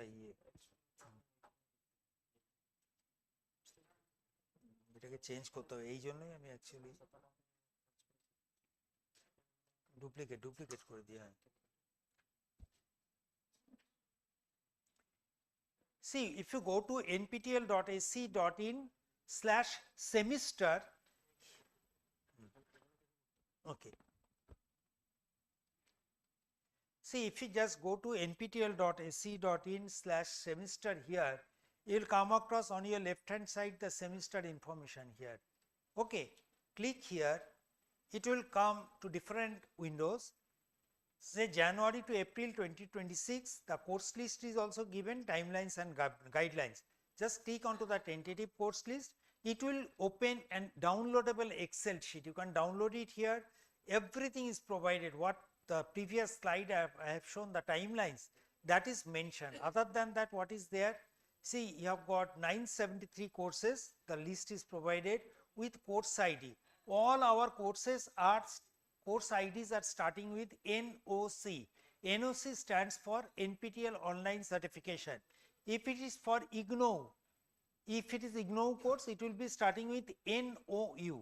So the reason why I am saying is, many of the times you will be having a doubt like, okay, I am not getting this component here. You will be writing to NPTEL, but NPTEL will be able to address your concerns only if it is the course is starting with NOC. Okay. Then you have got the discipline name, the name of the course, who is the faculty. Faculty is called SME.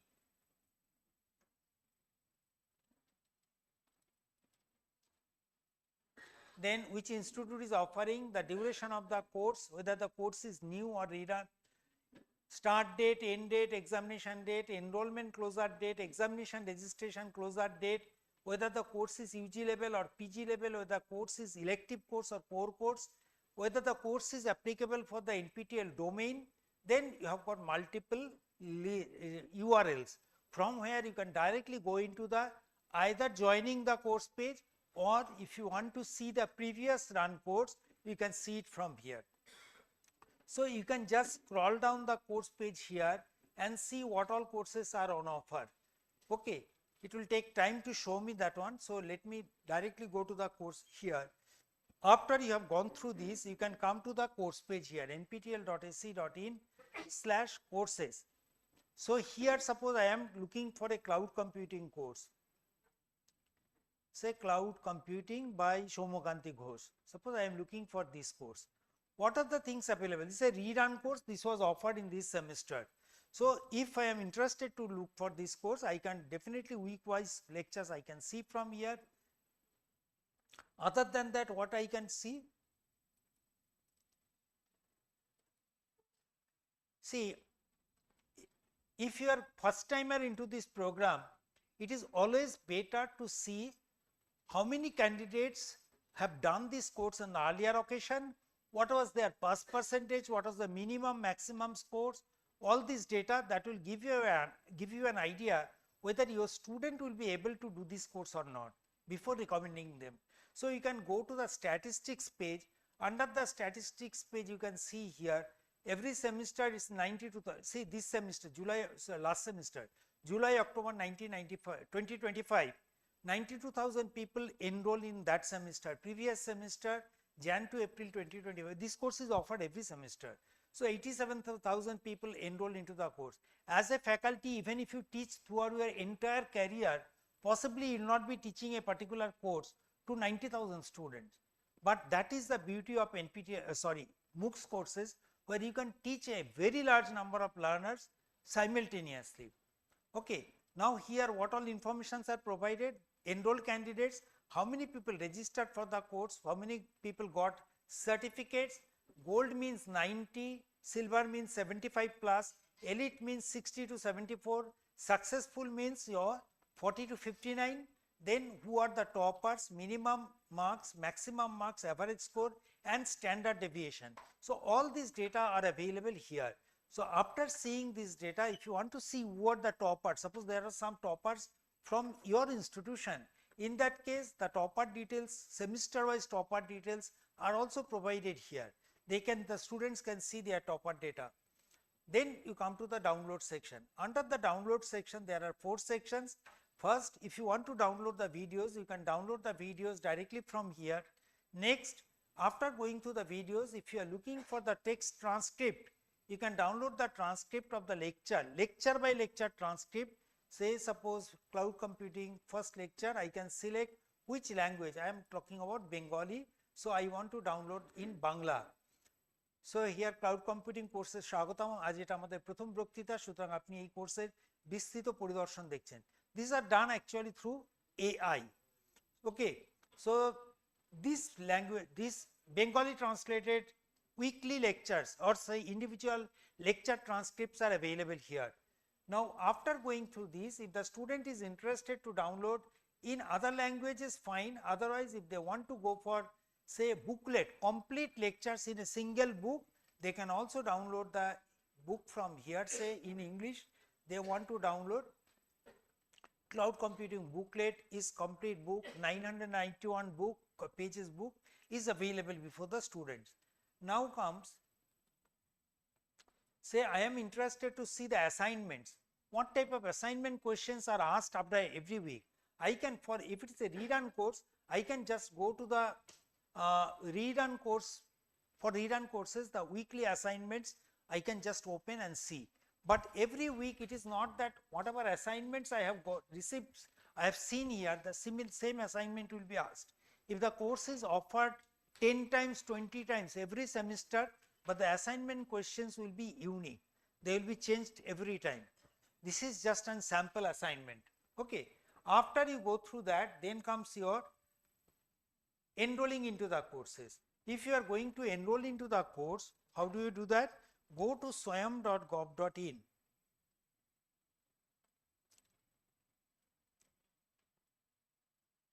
Has anyone attended any of the Swayam courses in this semester? Enroll in any of the courses? Oh, good. Oh, couple of hands. Good. It does not. How much time does it take, sir?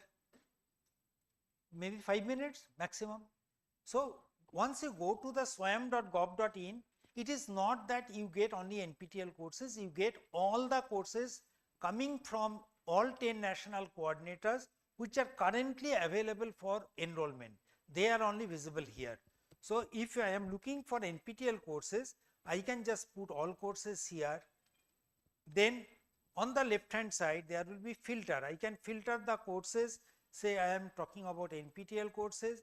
I am looking for course duration of say, I will not be getting any 12-week course at this point because 12-week courses have been closed. So I can only go for the 8 weeks or 12 weeks, 8 weeks or 4 weeks. And if I want to further categorize the courses, suppose I can say management and commerce course I am looking for. These are the 8-week courses. Okay. Who was from Army Institute of Engineering? There was some faculty now who are attending from Army Institute of Army Institute of Management. No, I think it might have gone. So here, suppose I am looking for this course, Fundamentals of Digital Marketing. This course I am looking for. Here it gives some idea about who is the faculty, which institute is offering and the important timelines. After seeing this, I click onto this. So far 15,922 learners have enrolled, 1,953 learners have registered for this exam. Then there is an introductory video of 2 to 5 minutes where the faculty has discussed what he or she is going to teach in this subject, what is the learning outcome, who are the targeted audience, which industry will appreciate this particular course knowledge, that has been talked about in this small video. Then about the course, who are the intended audience, and here only prerequisite component has been mentioned. Industry support means which industry will appreciate this particular course knowledge. Then the weekly course structure has been provided, the books and references, instructor biography, the course certification process that we have already talked about, and on your right hand side you have got a summary section where it says what is the credit equivalency, what is the duration. As far as the NPTEL is concerned, this course is equivalent to 2 credit, start date, end date, all important dates, and at the last you can see here this is an AICTE approved FDP course. So here after doing this course the faculty members can actually earn a FDP credit. Okay. So if I am interested now, I can just click onto the join button here. I can sign in with Google. Can you sign with your Google account?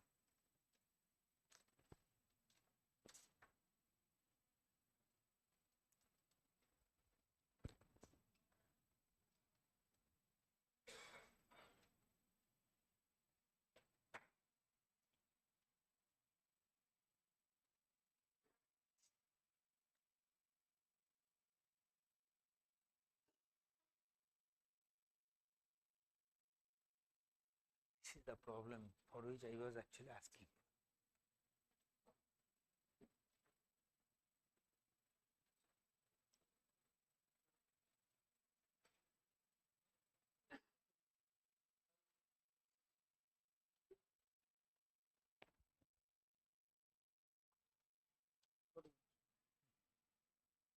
So it has gone to the next page where it is asking about the name, phone number, then comes email ID, date of birth, gender, country I am residing.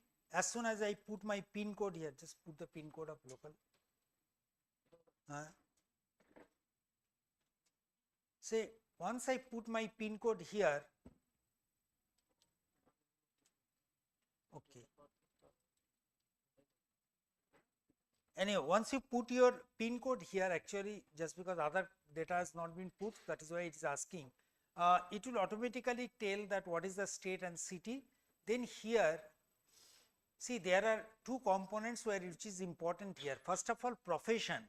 Here under the profession there are 4 options: student, faculty, employed and other. If you are a student or faculty, definitely you are affiliated to some institution. So in that case you have to select, suppose I select student, highest qualification, what is my highest qualification? It could be high school. What is my year of graduation? It could be say 8 years, 10 years from now. So they have given a timeline like year of graduation up to 2033. So I am academic bank of credit. Academic bank of credit means is an ambition plan of the government that okay, if you create your ABC ID, academic bank of credit ID through the DigiLocker, in that case just by as through Aadhaar everything is now linked. Similar to that ABC ID, we should be able to retrieve all the academic records. So if you have done some credits elsewhere, through that the institute will be able to retrieve that, but it is yet to be implemented. Let me tell you, because NPTEL is closely working with the ministry. There is a separate team. It has not worked so far. Only in a very limited way it is working. So maybe a couple of more semester it will take to complete the APAR or ABCID integration process.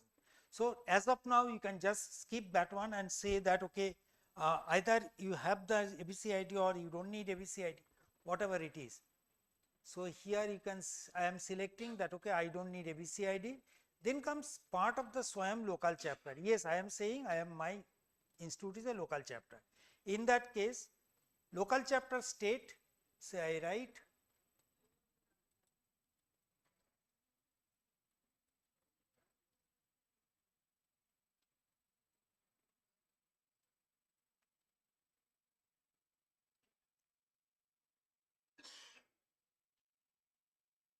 so I am choosing Ganikhan Chaudhary Institute of Engineering and Technology.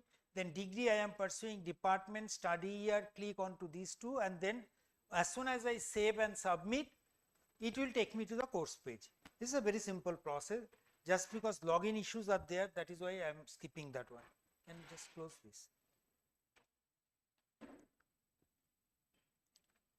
Examination.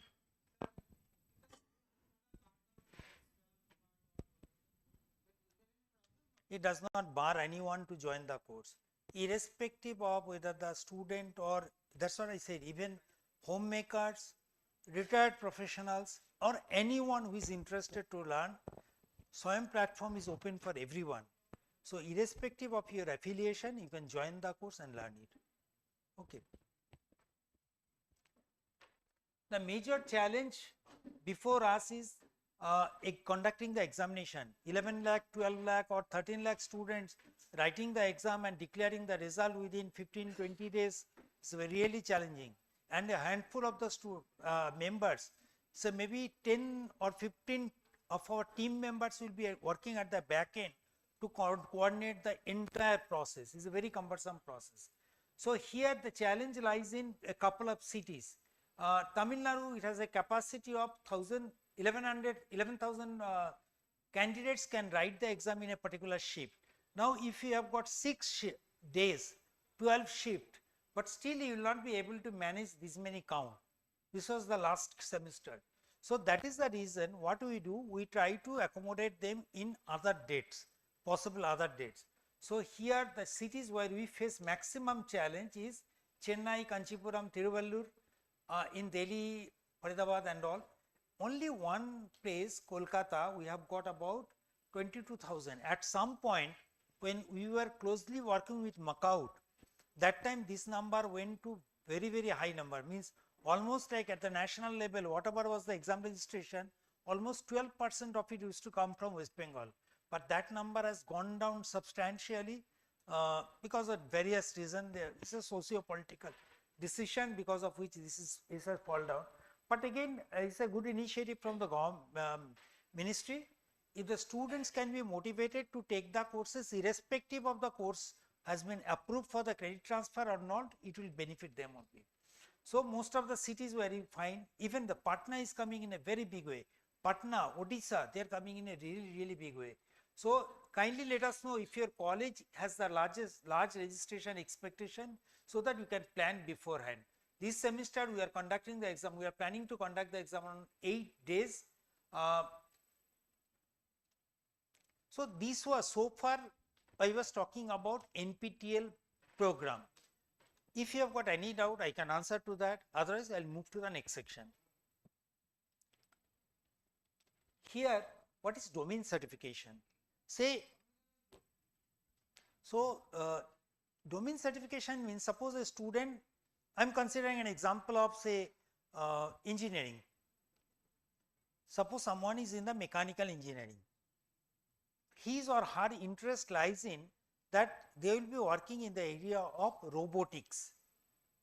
Okay. So for getting exposure on the robotics, they really need to do additional coursework related to that. Student as a student, they really do not know the path, which are the courses they should do. So we are trying to give them a pathway through which they will be able to get some expertise in which they in future they want to either pursue their higher studies or start their professional career in that area. So here what we have done, we have provided a set of core and elective courses for different disciplines. The students have to complete the core and elective courses within a period of 3 years with an average score of 60% and individual score not falling below 55. The criteria is that complete all core and elective courses within 3 years timeline, average score 60, individual score not below 55. What are the domains we have created? We have created multiple domains.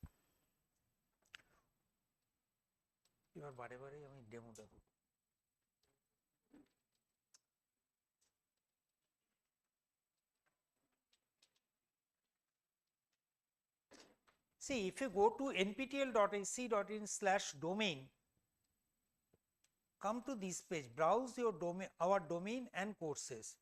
So what you will find here,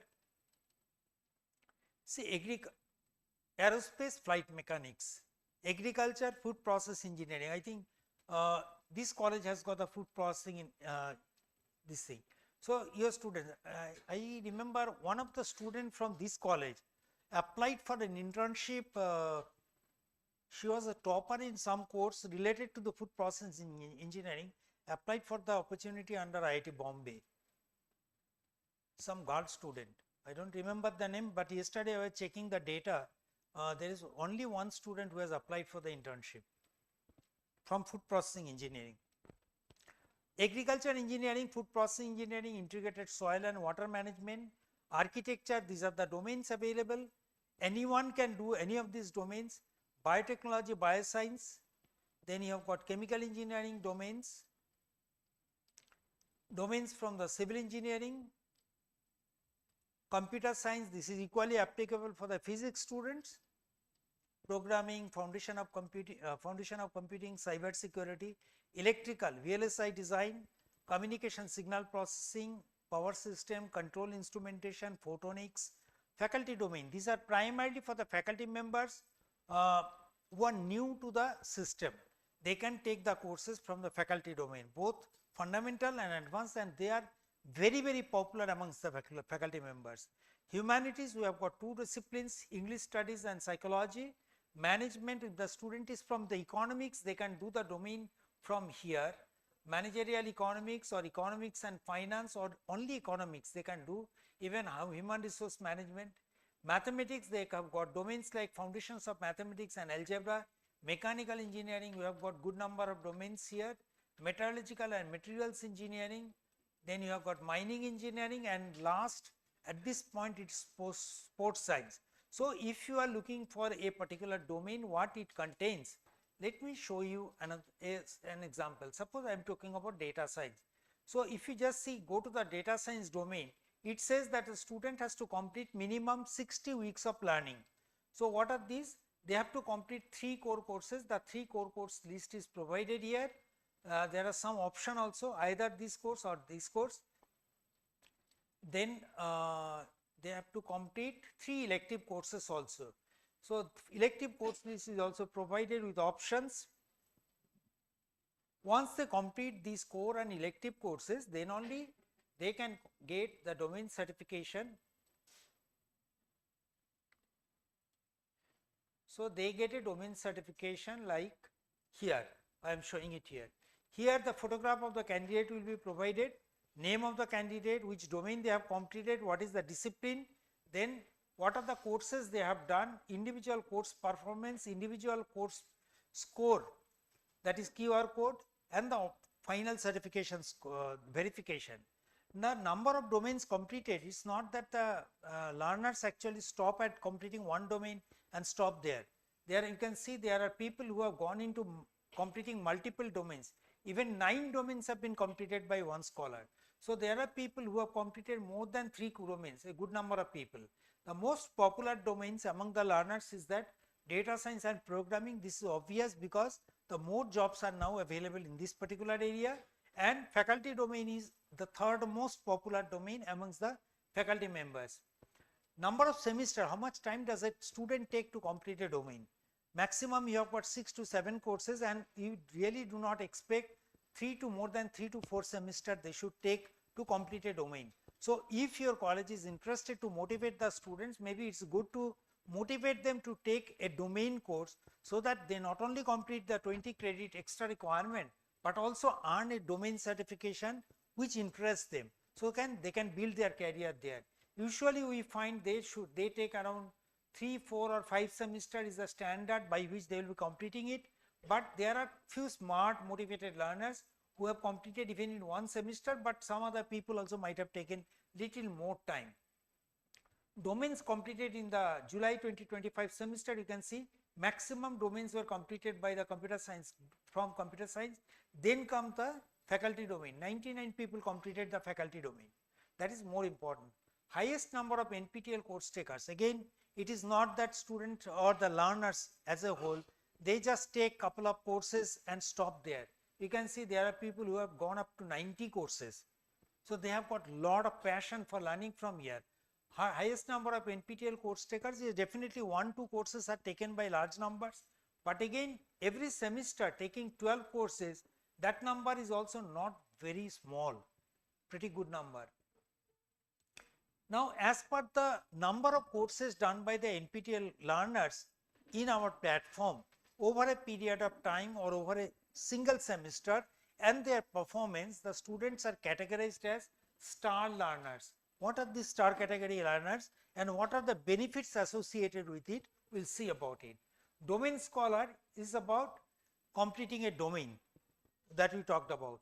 Mega star means writing 8, 9, 10, 11 or 12 exams in a semester and topper in at least 6 semesters, is a single semester. Then comes superstar, appearing in 4 to 7 exams in a semester and topper in at least 3 courses. Sorry, 4, 5, 6, 7 exams in a semester and topper in at least 3 courses. Champions, 8 to 12 exams appearing, clearing 8 examinations. Okay, in a single semester. Evangelist, writing 18 exams in 4 years or 8 semesters and passing in 2/3 of the examinations. Motivated learners, writing 8 exams in 4 semesters and passing in 2/3 of the examination without any break. Continuously I am taking every semester. Enthusiast, completing the same number of courses as that of motivated learner, but might have taken a break in between. Discipline star, completing about 50 weeks of learning from a particular discipline. Every course has got an ID, like civil engineering is CE, computer science CS. If someone has completed the courses from a particular discipline with 50 weeks of total learning, then it is called discipline star. Believers, they are present in at least 4 to 7 exams and passing in at least 4 exams. Now, if you just see the mega stars are topper, say 8 to 12 exam in a single semester, topper in at least 6. This person, Somrat Bandyopadhyay, he is a director at the Press Trust of India based in Kolkata. He has actually achieved that feat in 2 successive semesters. In the previous semester also, he wrote 12 exams and he was topper in all 12 exams. In this semester also, in the last January and July, both semester, he again became, he took 12 exams and topper in all 12. And another person, this person is new from employed person from United Arab Emirates. He is also 12 exams written, 12 toppers. Then you have got out of 12, 9 toppers, certified 12, 8 toppers, doctor. Actually is a medical professional doctor. Okay, is a government doctor, medical college doctor. Then other people, employed person, faculty members. Then highest number of NPTEL course takers. If you just look at this, now there is a fighting going on who will reach to the 100 marks before someone else. This is very extremely active person here, but he has gone to 90 from Tamil Nadu, Sona College of Engineering, Salem, Tamil Nadu, 37 years old, 83 courses completed, 66, 86, 46 years old. NPTEL initiatives, if we talk about, NPTEL, this is not NPTEL initiative in that sense, this is the ministry's approval. UGC has approved that 40% credit can be taken in a semester from SWAYAM courses, that includes NPTEL courses. So for this, what is the process? First, if the university is taking the decision, the university board of studies or academic council has to take a decision on taking the credits from the SWAYAM. Then comes your, once they take a decision, then comes, they look at the course syllabus, the list of courses that are on offer, select the course for which is suitable for a particular group of learners. Once they select the course, then comes the credit equivalency. What should be the credit equivalency? NPTEL will define that, okay, 30-hour course is 3 credit, but again based on that own assumption, own calculation, what should be the credit equivalency? Many of the times it has been found the 3 credit courses have been accepted by other universities as 4 credit because they consider this 30 hours is very condensed and it will take much more time what NPTEL anticipates. So considering that, they have added 1 more credit, but again it is the decision of the academic council. So once they take a decision, then it goes to the student enroll into this program and then the credit transfer takes place. Our recommendation is that it is better to avoid credit transfer implementation in the final year, because since there is no supplementary examination, in case they fail it, there should be a backup mechanism in the university or autonomous college to consider this. Okay, ideally start in the second semester, because in the first semester The students are coming from the schools, they will take some time to settle down in the new environment. Then from the second semester, they can ask them to take some communication skill or soft skill course, which is relatively say lightweight in that sense. 4 weeks or 8 week courses, so that they are familiar with the MOOC structure. Then from the third semester, you can allow them to take the courses that you wish them to take. Okay. 30-hour courses are recommended by NPTEL as equivalent to 3 or 4 credits, 20 hours 2 credit, 10-hour courses at 1 credit. However, as I said, it is up to the decision of the Board of Studies or Academic Council to decide on the credit equivalency. Then comes the post-baccalaureate fellowship, or we call it pre-doctoral fellowship. We all have heard about the post-doctoral fellowship. Okay. Now what we do, suppose a NPTEL, a student or a faculty has completed certain courses and became eligible to be called as NPTEL star. Particularly if a student is an NPTEL star, after completion of their BTech degree or BSc or BCom, whatever it is, after their undergraduate program or postgraduate program, if they want to pursue their research career in that direction, in that case they can join this program called pre-doctoral fellowship. Is for 1 year, working in a research project at IITs, IISc or partnering institution, for which what we will do, the eligibility is the NPTEL star and completed at least undergraduate or postgraduate. It is not that it can be done along with another degree. It cannot be done because the program is full time. So here what we will do, we will collect a list of research proposals, publish it before the students, eligible candidates, tell them that if you are interested, select 5 topics in the order of your preference. So once you select the topics, the list goes to the faculty, faculty will go to the resume, may conduct an interview and select the candidates from the applicants. Once the selection is done, the student comes to the IIT, works in the IIT system for 1 year in the research project. During this period, the student is paid a stipend of ₹25,000 by NPTEL along with the HRA applicable for that particular city as per the central government norms. Also, to meet the contingency expenses, say buying some software, buying some equipment, or maybe a little bit of contingency things that if they want to buy, we are providing them 1 lakh rupees for 1 year contingency. That means in addition to 25,000 rupees plus HRA, we are providing 1 lakh to the tune of 4 to 4.5 lakh we are paying from NPTEL for the betterment of the students. The condition is the student must have completed some degree and should be NPTEL star. You can see last time when we started, this was the first time when we started, then this was the second attempt, and the third attempt we are collecting the research proposals from the already started the process. Maybe within a month or within 2 months we will be reaching out to the students.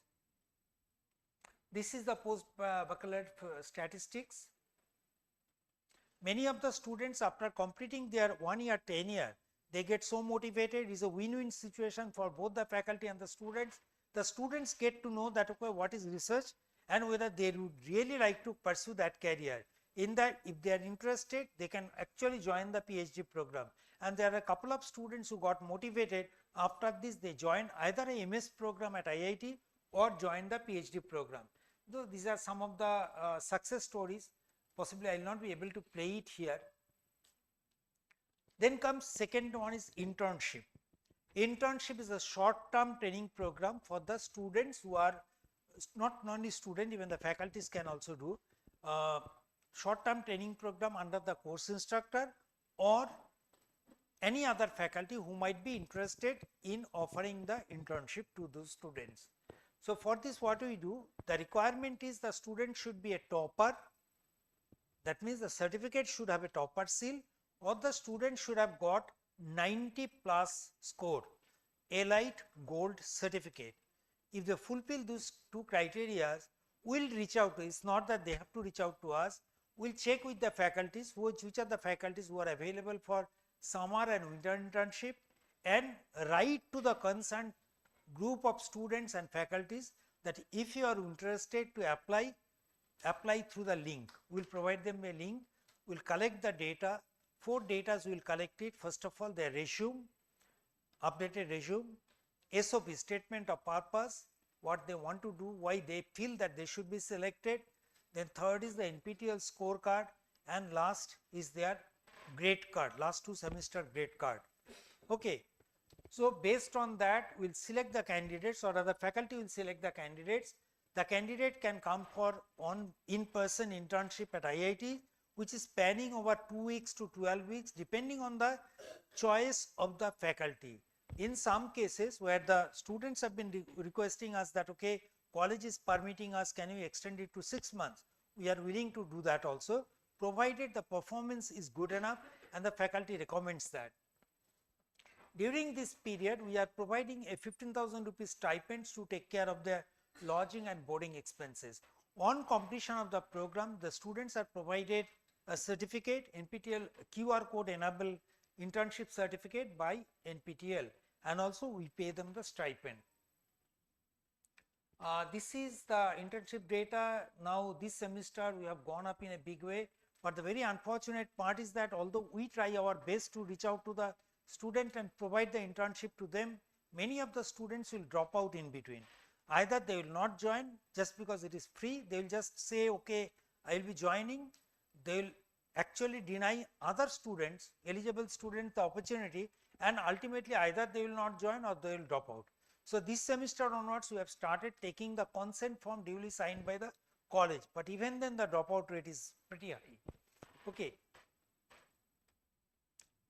The data, whoever from your college is eligible for the internship, what is their status, whether they have completed, whether they have joined, whether they have denied or did not accept the offer, every data is provided within the internship, within the dashboard of SPOC. They can see it from here. The summary is something like that.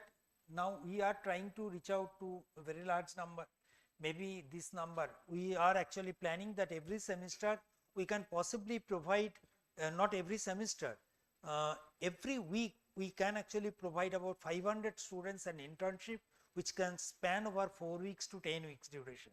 That we are also thinking of, we are working with some of the faculties. Some of the interns have actually published the paper within 3 months of their work at IITs, and they converted into the MS or PhD program. Stipend increase has been actually has played a pivotal role in the increase in the numbers.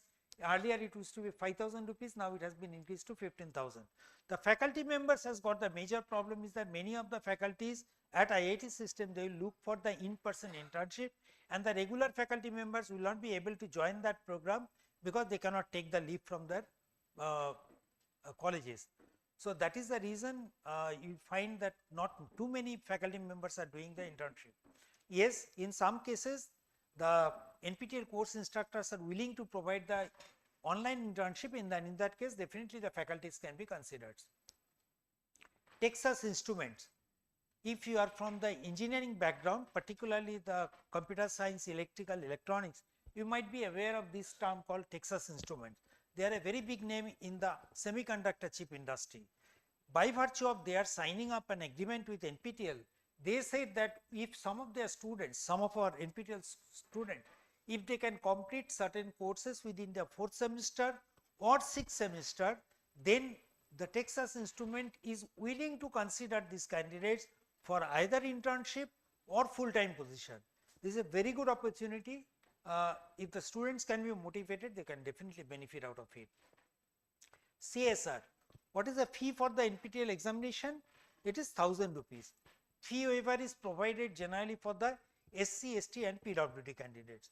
But other candidates, suppose the candidate is coming from this belt, many of the students will not be able to afford 1,000 rupees fee every semester if they want to take multiple courses. So in this case, what we do, we work just like we work with the colleges, we also work with a large number of industry bodies. Okay, and they support us generously through the CSR initiative. For this, what we do, whatever support we get from the CSR fund, we try to utilize this to provide say fee waiver to the needy students. How do we define needy students? We really do not check their eligibility. If you are a local chapter, again, if you are a local chapter And if you are students, you feel that student is really needy, cannot afford to pay 1000 rupees every semester, in that case you can recommend based on your own judgment, then this NPTEL will just consider your recommendation and based on that will approve the fee waiver. Initially the student will pay 1000 rupees fee, but as soon as they complete the examination with 40% score, 50% fee is refunded back to them. Okay. These are the companies who are supporting this initiative: GAFS Technologies, ANSYS Software, Anunta Technology Management Services, Texas Instruments, Sutherland Global Services, Encora, AGS Health, Tata Technologies, and there is an individual IIT Madras alumni Kaushik Shekhar who have been instrumental in supporting this initiative. Then comes new criteria. This is a tier 3 city. If some of the students, particularly girls students, if the girls students take courses from NPTEL, STEM subjects, tier 3 cities, and if the score is 75% and above, we will provide 50% fee waiver. They don't have to apply to us. Just to motivate the girl students to write more examination, we are providing 50% fee waiver to them. If they complete the course by paying 1000 rupees, 50% is refunded back to them. Last semester we had good amount of money in this aid, and we don't retain the money as we get from the CSR fund. Even we extended to the tier 2 city girl students also. So if your students are taking these courses, then they can also benefit from here. Pre-preparation assistant for the GATE examination. You know, GATE examination, graduate aptitude test for engineering. Here this is the mandatory test for to be taken by the engineering students to join the master's program at IITs, IISc, or whichever institute with scholarships. Now here the major challenge is, here they will not be asking multiple choice questions, here it will be in-depth analysis they will be asking, fundamentals they will be asking, lot of problem solving skills are required. So here how we can apply, actually how we can help the student, just because we have a huge repository of NPTEL contents which are prepared by the faculties who are associated with a GATE exam preparation process. So we have provided that GATE preparation support. What is mean by that? I will take that.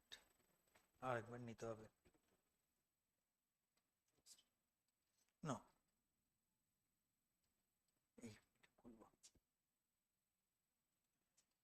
See, we are, for any national level exam, what are the steps? First, I go through the syllabus, I find out which are the books, which are the materials that will give me good foundational knowledge. That is first. Second, after going through this, I will try to solve previous year's question paper. Third, before any examination, I will try to appear for some mock examination just to see to what extent my preparation level is adequate. So all these concepts have been embedded here. So if you just go to the gate.nptel.ac.in portal, here on the top right corner you have got 3 dots, click here, you have got GATE syllabus mapping. What do you mean by GATE syllabus mapping? Suppose I am from, say, chemistry background, I want to appear for the chemistry GATE examination. I click onto the chemistry, subject is chemistry, I select, okay, I am interested in biomolecules. Then under the biomolecules, I need to select which topic I am looking for. As soon as I select my topic, it will list out the NPTEL video that talks about this particular lecture or particular topic. So straight away I can go to that particular topic and study that one. After this, video solution. Last 10 years video question, the questions have been solved in video and the video solution has been provided. So I can just select, suppose electronics and communication engineering, I can select year wise questions or I can select topic wise question. If I am selecting topic wise question, suppose I am talking about electromagnetic theory, then different questions which are asked in the previous years from that particular topic, the video solution has been provided. Third, the mock test. We had another component, the PMRF scholars used to conduct regular sessions on a weekly basis to clear the doubts of the students. So that has been temporarily stopped. Again, it will come back in the same portal where the students can actually see the timetable on which date, which particular topic will be discussed. So they can attend to that. Otherwise, there is a mock test. For this, it is essential that the students have to register. Nothing, no fees are collected. They can get practice tests, they can register here and take the exam of 3 hours duration of the gate level from here, and after completion is usually on Sunday. They can do the take the test from the comfort of their home, and after 3 hours they can get a score just to find out what is their preparation level. Okay. So, this is really helpful, and many of the students have written to us saying that this was extremely beneficial. Without going into the coaching center, they could get good grades here.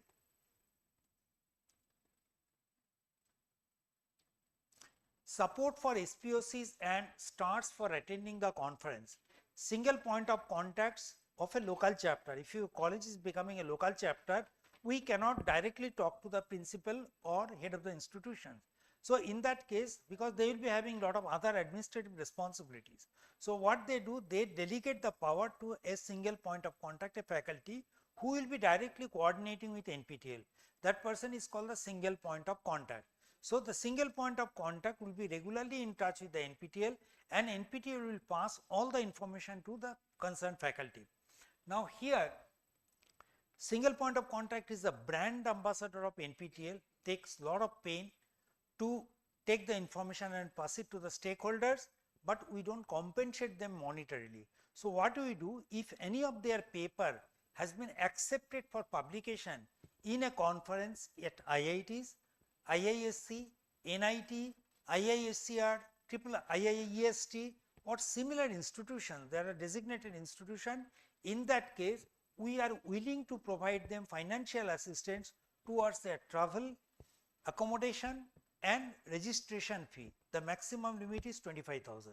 So, even the consideration is still being considered that okay, can we also provide them support for attending workshops or conferences in the Southeast Asia, nearby countries. That is under the active consideration, but as of now, this is the policy. In this case, if your paper has been accepted, you can apply for the fee waiver within the first 10 days of the month. Every month the window is open. Apply with the letter that okay, your paper has been accepted. The team will scrutinize it, give the approval, and after completion of the program, you can submit the documents to NPTEL for the reimbursement. Now, additionally, in addition to the SPOCs, this facility has also been provided to STARS, be it student or faculty members. So, many of the students also will be publishing the papers or presenting the paper in the conferences. So, in that case also, the star candidates, irrespective of whether they are SPOC or faculty or student, they can also avail the same opportunity. Support for spokes, okay. This is the faculty can get FDP certificate. We already had shown you that many of the NPTEL courses are approved as FDP courses. Okay. So, on completion of those courses, the faculty gets 2 certificates. One certificate is the NPTEL course completion certificate, and second one is the FDP certificate. For that, the faculty has to apply separately by paying a fee of ₹100. Once they pay ₹100, registered for the FDP course, FDP certificate, they will be given a certificate jointly issued by the NPTEL and AICTE. Okay. And what is the equivalency given? As per the gazetted notification from AICTE, a 4-week course is equivalent to half FDP of 1 week, 8-week course is equivalent to full FDP of 1 week, and 12 weeks courses of NPTEL are equivalent to 1.5 weeks FDP. NPTEL Plus, what is NPTEL Plus? Just a minute.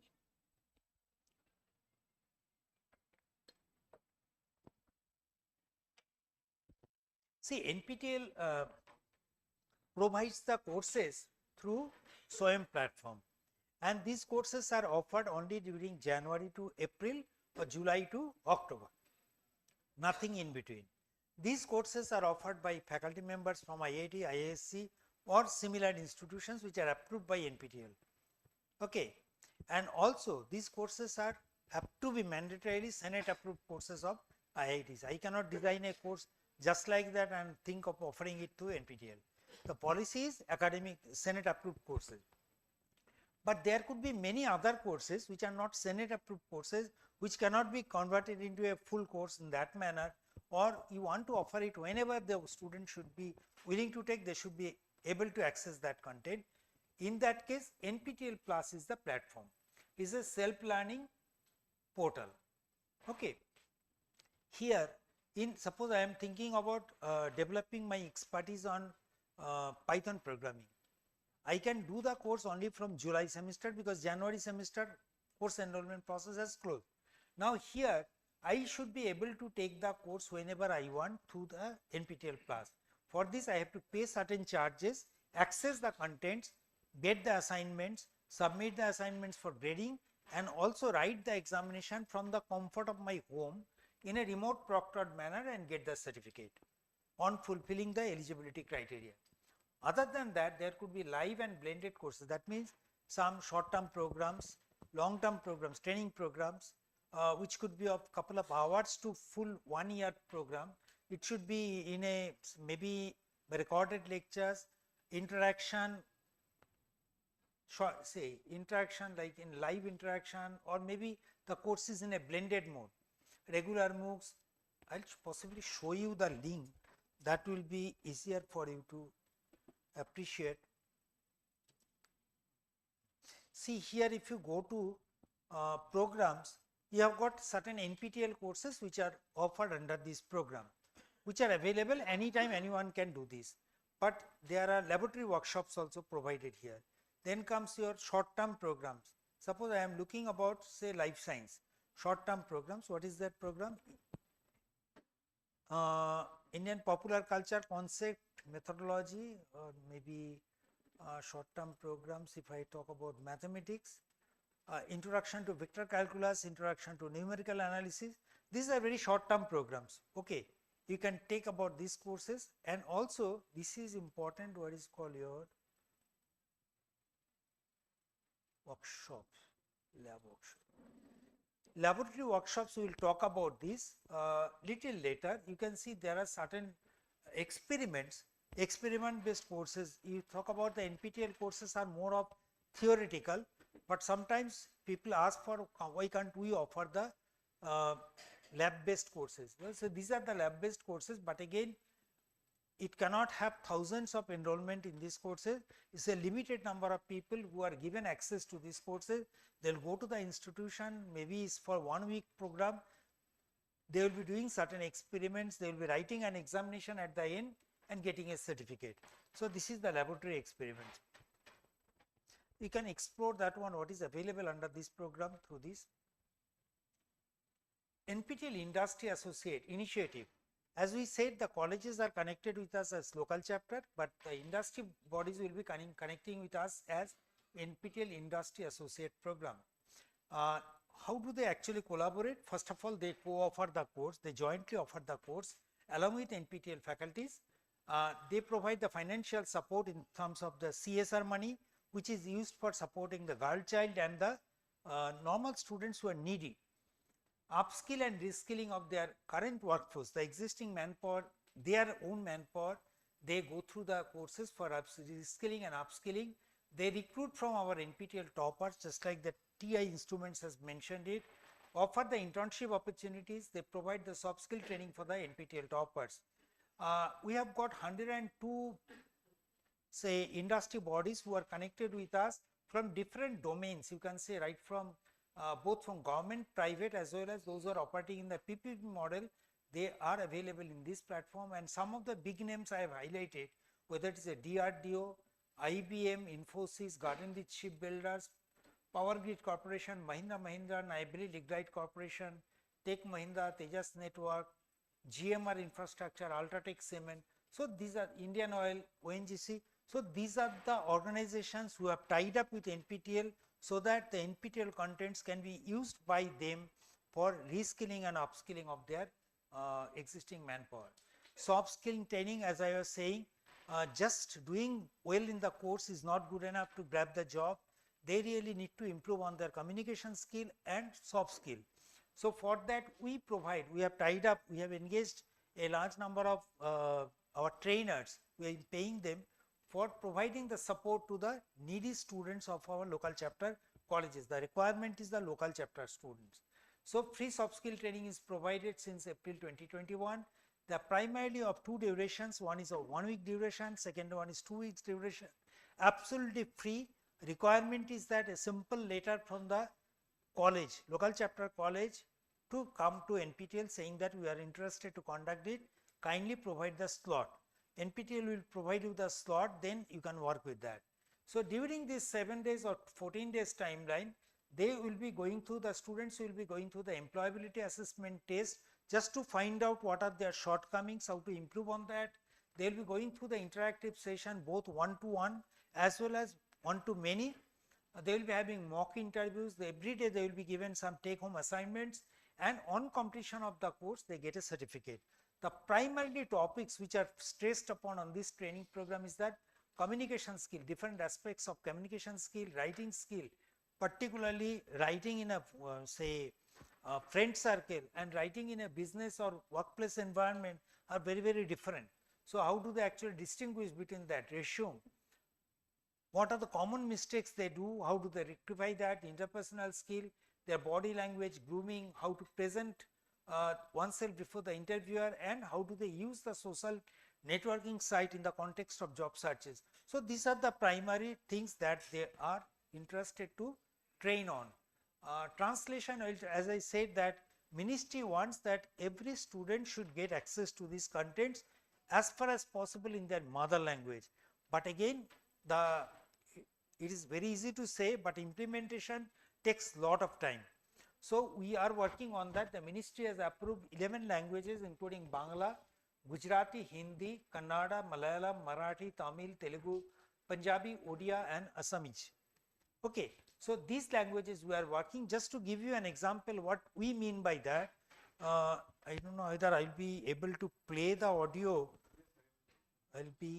Okay, suppose this is an NPTEL video. Okay, if I want to play the video, I click onto it, it will open the video through the YouTube. यह व्याख्यान data science के लिए linear algebra पर आधारित है।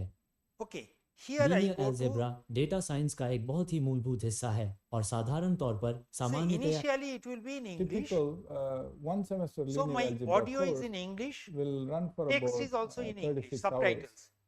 Okay, What we are trying now to if do I want here to change is my we are trying audio to in a introduce dump the use mode of linear in algebra Bengali, in data I can science put audio in a track, few change it hours. to Bangla. সুতরাং এর অর্থ হলো আমরা linear অ্যালজেব্রার বিষয়টি এর সমস্ত বিবরণে cover করতে পারি না। যাই হোক, এখানে আমরা যা If I করার want to চেষ্টা change my করেছি তা subtitles হলো into Bengali, ডেটা সায়েন্সের ক্ষেত্রে লিনিয়ার it's অ্যালজেব্রা থেকে already in সবচেয়ে Bengali. গুরুত্বপূর্ণ ধারণাগুলি If I want চিহ্নিত to change করা it to English, I এবং can change it বিশেষত to, আমি এই কোর্সে যে মেটেরিয়ালটি পড়াবো তার জন্য এটি বিশেষ দরকারি। সেই অর্থে আমরা লিনিয়ার অ্যালজেব্রা থেকে কয়েকটি গুরুত্বপূর্ণ ধারণা স্ফটিকায়িত করেছি যা অংশগ্রহণ। so this is what is possible. I should be able to change my audio track in language. I should be able to change my subtitles and also download the entire lecture video or individual lecture videos in different language, the text transcript. So this provides an ample opportunity for the students to learn it irrespective of their weaknesses with a particular language. Okay. Then laboratory workshops, as I said, these are in-person workshops where the students will be going to a particular institute to attend to the workshops. The workshops are usually 1 week duration, Monday to Friday. They will be doing the laboratory one-on-one experiments in the forenoon and afternoon. In a session, in a laboratory course, how many experiments do the students complete in a semester? Maybe 10, 12 experiments. So here what we do, we try to provide them 2 experiments per day. So in 5 days they will be completing 10 experiments. And at the end they also will be going through the theoretical part. And at the end on the Saturday we will be conducting a test. If they clear it, we provide them a certificate which can be considered at least as equivalent to 1 credit. But this is not free. This is, we charge them 200 rupees because there are many other expenses involved. We support them fully, but we charge a minimum token amount of 200 rupees. We try to provide them accommodation in the hostel so that the expenditure on the food and accommodation is minimal. T-shirts are also T-shirts, hoodies, normal charts are provided to the students who are star learners. In the last, recently concluded, in the last week only, we had star workshop in the South Zone, where about 2,251 learners, star learners came. We provided them, say if they are say domain scholar, we provided them hoodies. If the same candidate is a say motivated learner, we provided them shirt. So many people got multiple things depending on their performance. We provide this so that they can actually wear it and show it to the outside world about their achievements. If you are a NPTEL local chapter SPOC, you get regular updates from us like what all things are happening in the NPTEL front. But as a normal learner, if you want to know what is happening, in that case we are available in all social media handles. You can, sorry, I think Twitter should be changed to X handle. So in that case, you can follow any of our social media handles and get an update on what is happening, what are the new initiatives. Then comes local chapter. Which of the colleges here are local chapters? No one is from local chapter too. Okay. For the benefit of others, what we will take, local chapter is a body, means your college is actually partnering with NPTEL to get maximum benefit from here. You get regular first information like what is happening here. Okay. So how to become a local chapter? You don't require any separate infrastructure, no financial benefit, no financial expenditure on your head. Only a simple letter from the head of the institution is what is required with the identification of a faculty who will be acting as a local chapter head. Let me go to this page, nptel.ac.in/local chapter. If you come on to the left hand side, under the engagement section, there is a tab called join as new local chapter. Okay, just click onto this. Then here you have got join as an NPTEL Swayam local chapter. Click here, it will open a Google form. In the Google form, you will find there is a sample letter template is provided which needs to be filled up. Here, this is the request letter. You can open the request letter. We just collect principal name, email ID, mobile number, which is university that is affiliated to, type of institution and address, then who is the single point of contact from the college which has been appointed by the college, name, designation, department, email ID, contact number. With this information, this should be typed into the letterhead and submitted to us through the Google form here. If you see, there are page 1 of 42. Just put this one, go to the next page, and at the end, you will be asked to provide the, you will be asked to upload the 2-3 documents. First is this letter. Second is your, it will ask for your single point of contact's photograph and the logo of the institute. Why I am telling this, if I just see the existing local chapter, suppose if we go to existing SPOC or LC college list here,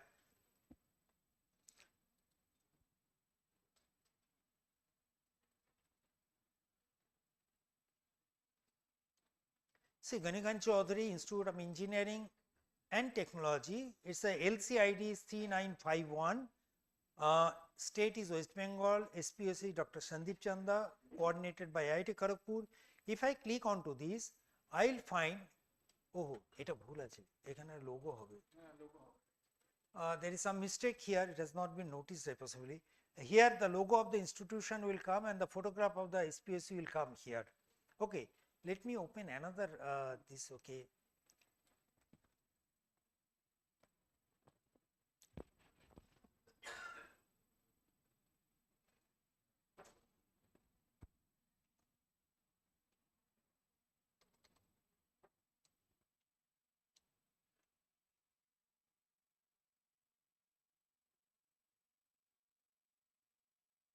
Say Institute of Engineering and Management in Kolkata. So this is the local chapter page. Here you get complete details like, okay, since when they are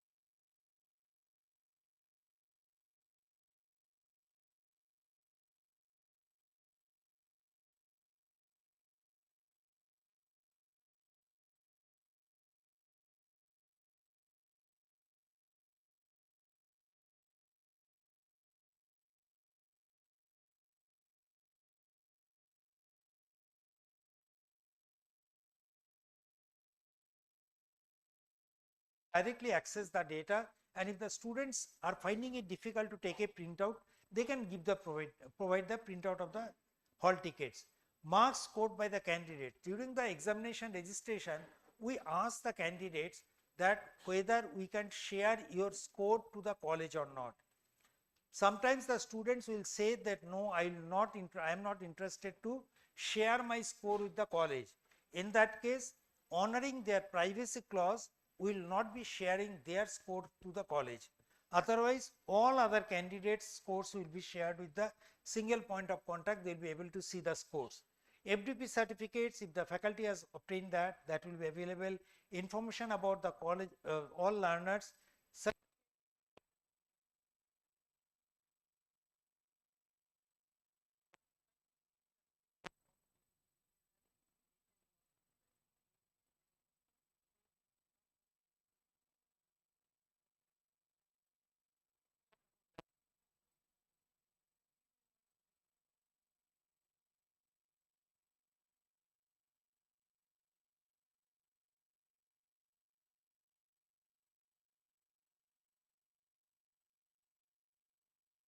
What matters is that how many of them are actually active. So here if you see, although Maharashtra leads the table with 1617 local chapters, these are actually not static data. It continuously changes every day. So because one or two more colleges will be added every day. So 1600 colleges, but out of that only 14 colleges are within the top 200 for top performing colleges. That means only 1% of the colleges are in the topper list. Whereas with just 989 colleges as local chapter, 6% are actually in the topper list. So it is not that okay, you become a local chapter, that is important. Until and unless you motivate your student, you provide them the mentoring support, monitor them, and many of the colleges, what they have done, they have actually added, if they have taken these courses for credit transfer, they have added this course in their regular time schedule. So during that schedule, the faculty will be there, mentor faculty will be there in the classroom, they will play the video and periodically pause the video just to ensure that if there are any doubts, that is answered by the faculty locally. And also the students are encouraged to post their queries into the forum. Because it is an anonymous forum, we are not going to see how correctly the student has written the answer. But once they graduate from here, it will be the primary mode of communication with the bosses, the email communication. So they really need to know if there is a problem, how to explain that one in a textual format. Okay. West Bengal has got 251, but our performance has been pretty low in that sense. Mentor statistics. Mentor means, suppose I am a faculty, I want to mentor a couple of students. The restriction is that a faculty can mentor 2 subjects and maximum 50 to 60 students. Okay, more than that they will not be able to justify that. So the process is the faculty joins the course identifying that he or she is a faculty. Next, the SPOC will go into the Swayam board dashboard, and from the dashboard they will approve that faculty as the mentor.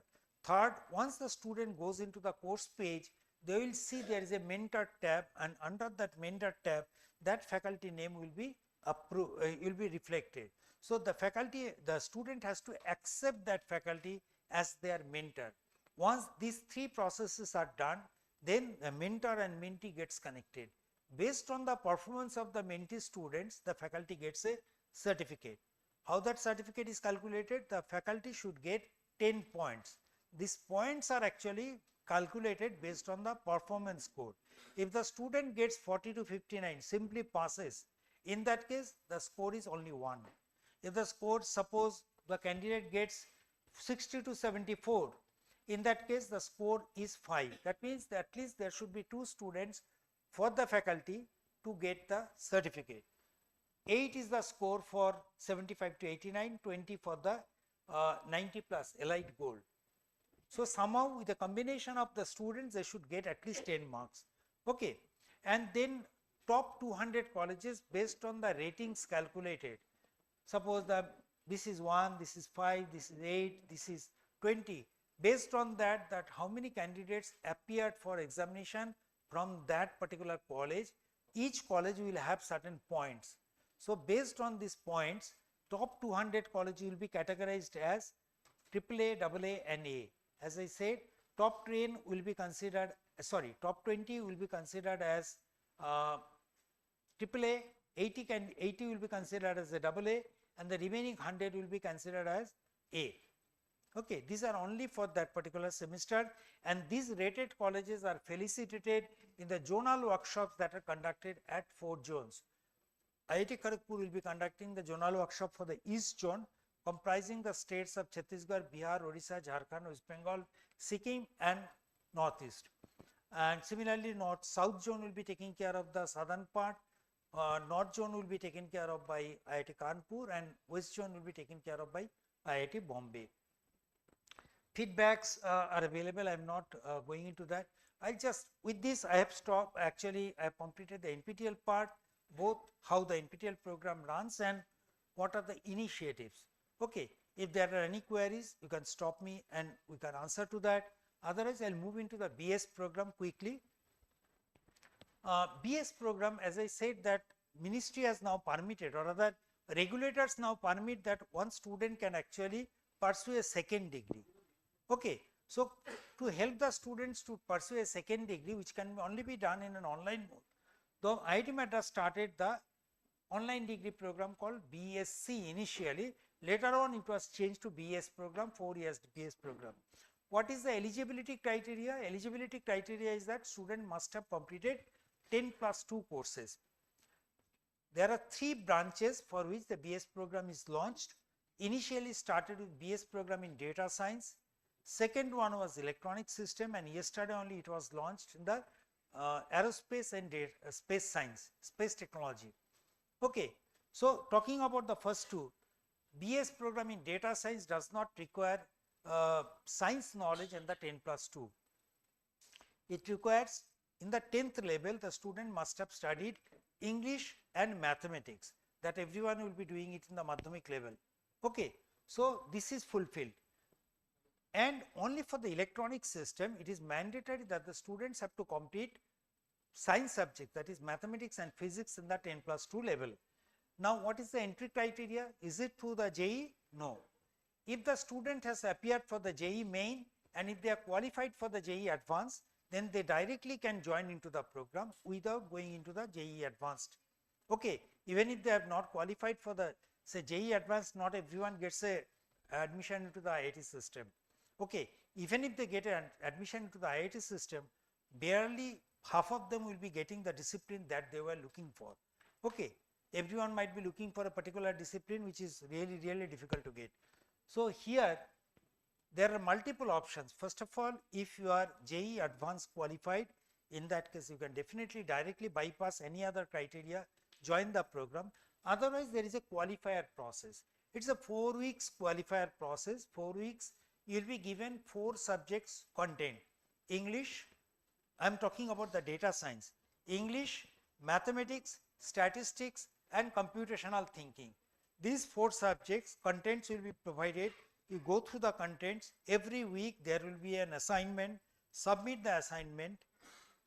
If you have got doubt, there will be trainers who will be getting your doubts clarified. Then after 4 assignments, based on your performance in the previous 3 assignments, if your score is at least 40%,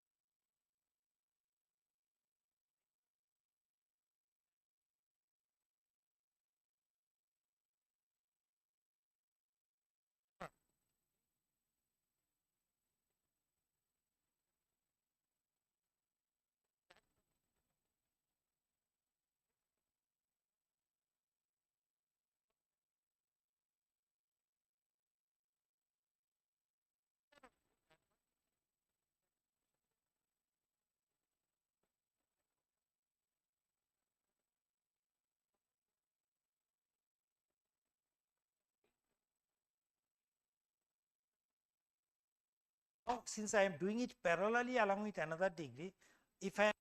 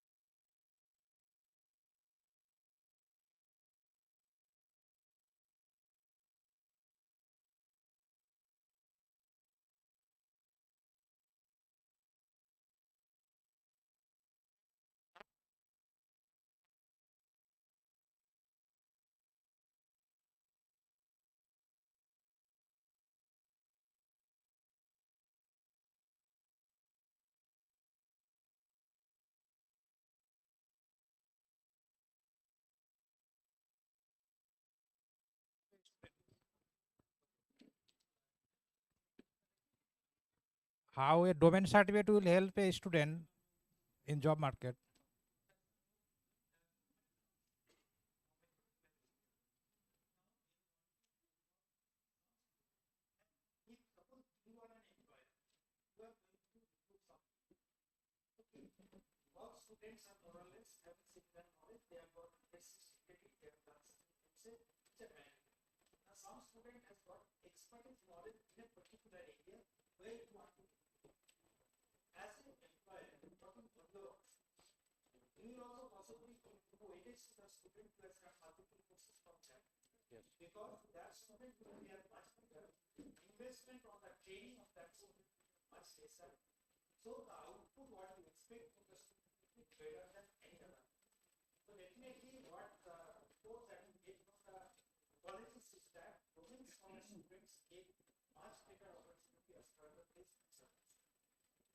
Thanks.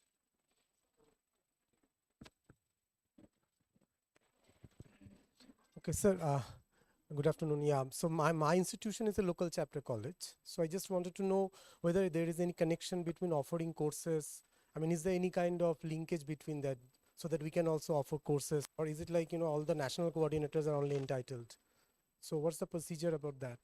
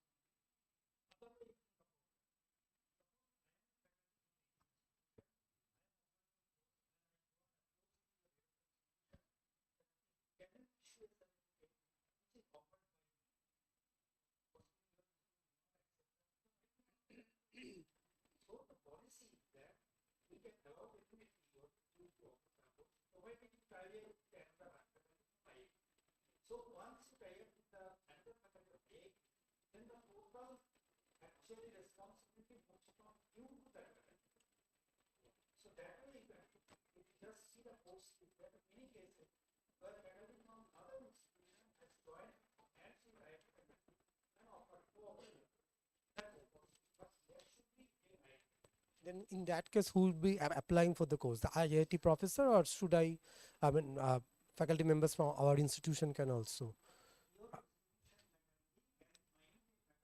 From IIT, yeah. Okay. Okay. Okay. So the application will go from our end. It will go from the IIT end. Okay.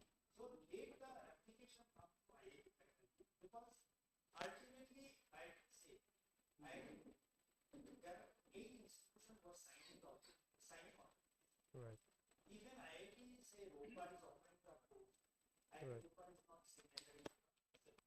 Right, right, right. Got it. Got it, got it, yeah. Hmm.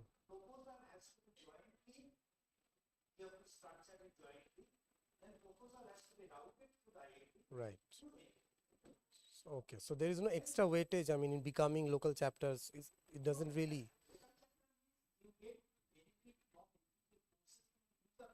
User point of view, right. That's a separate matter, yeah. Right, right, right, right. Okay. Fine. Thank you. Thank you.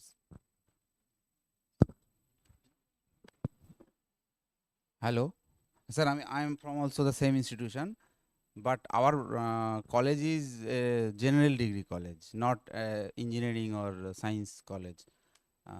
We offer BSc degree in few subjects, but in case we want to offer non-NPTEL SWAYAM courses, what will be the process to coordinate with the national coordinators?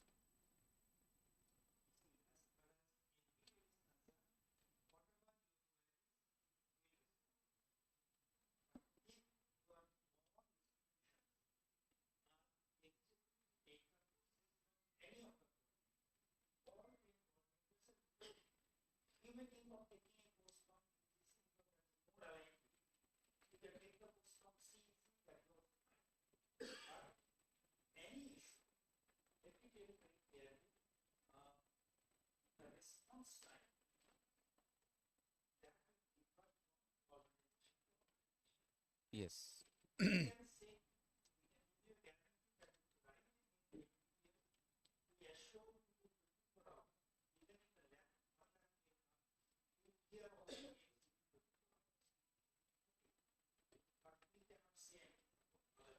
Okay.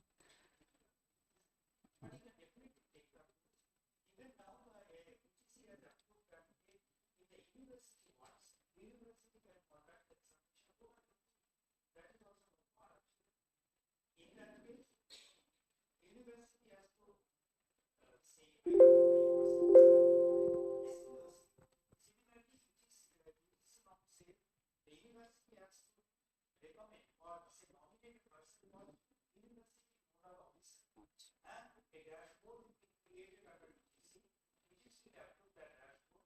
Through that dashboard, the students will be able to, the university nodal officer will be able to see how many students have been post their assignments post.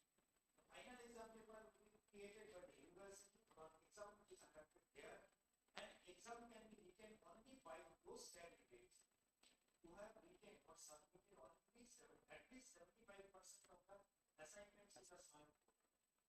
If they don't submit a 75% assignment, they will not be permitted to write that. And in our case, NPTEL, 25% weightage goes to the final certification. 75% comes from the final exam. But in case of UGC model, 30%, 75%, 70% is the distribution. But all the queries in this regard can only be answered. Okay, sir. Sir, another question. As per the NEP started, all the students who have admitted in the UG courses, they also have their ABC ID, irrespective of university, I think. But what is the present status of credit transfer? That is what I am saying. ABC ID you are creating, but implementation of data collection through ABC ID or upper is yet to be successful. It is still in the testing phase. So what we can do, if you are a local chapter of NPTEL, see, local chapter does not exist for CEC UGC. They don't have a local chapter concept, because NPTEL started these operations from 2014 and SWAYAM came into picture in 2017 only, and even all the features of SWAYAM is actually maintained by technical maintenance is with us. So you can see every data irrespective of whether the student has accepted upper ABC ID or not through your dashboard. Okay. But taking it through upper, say university wants to take the data through upper, still it's not functional. Currently we are saying if your college is a local chapter, you can take the data from the dashboard. That is what we can say. But it is, implementation is in progress. There are certain technical glitches due to which the complete data cannot be pushed as of now. Okay, sir. Thank you. I think madam is looking in. Hello. Hello. Sir, I have 3 questions. First question is that, let's say I want to run a NPTEL course on some X chapter. So what is the process or can I do that? I could not understand. Let's say I'm from mathematics department. I want to run a NPTEL course on some topic. So Run means where you want to run? In NPTEL, the regular course. No. NPTEL is offering the course. No. I am not taking the course. I am offering the course. Through NPTEL. That is what sir was asking about. Yes. So in that, unless I cannot tie up with an IIT faculty, I cannot. That is why I am telling. Suppose I am in your place. Okay, and you are in the place of NPTEL. If I want to offer a course, will your institute will approve a certificate which is offered for a course which is offered by me, who is not part of your institute? Will that be offered? Will that be approved? No. So that is the reason I answered to sir, either you tie up with a faculty from IIT so that this issue can be resolved, otherwise it is difficult. Okay, my second question regarding faculty internship. Student can do the internship. What is the benefit of doing a faculty internship? Can you tell me anything about faculty? No, internship is actually hands-on, doing the things hands-on. There are many faculty members who feel that, okay, if I can spend 3 months in the research environment at IIT, that will be beneficial for me. This is the understanding of the faculty. So it is not that we are imposing that. We are telling this faculty is willing to provide the internship, which is hands-on training on certain aspects. Okay. So if the faculty feels that, okay, this will be good enough for me, and he or she can join in person, they will go there. Okay. Regarding that faculty internship, let's say I get an offer from NPTEL for top 1%. and the internship should be done that on the specified topic which I have completed, or it may be in other topics. It depends. The faculty says that he or she is willing to consider the toppers of such courses for the internship. But again, whatever topic will be used, or rather the area in which the internship work will be allocated, may or may not exactly match. It may require the knowledge of that domain, definitely, but exactly matching may not be the case. If there is slight mismatch, the faculty will be there to support. There will be research scholars who will be supporting as mentor. Okay, Not thank necessary. you. Thank you. I think madam from there is.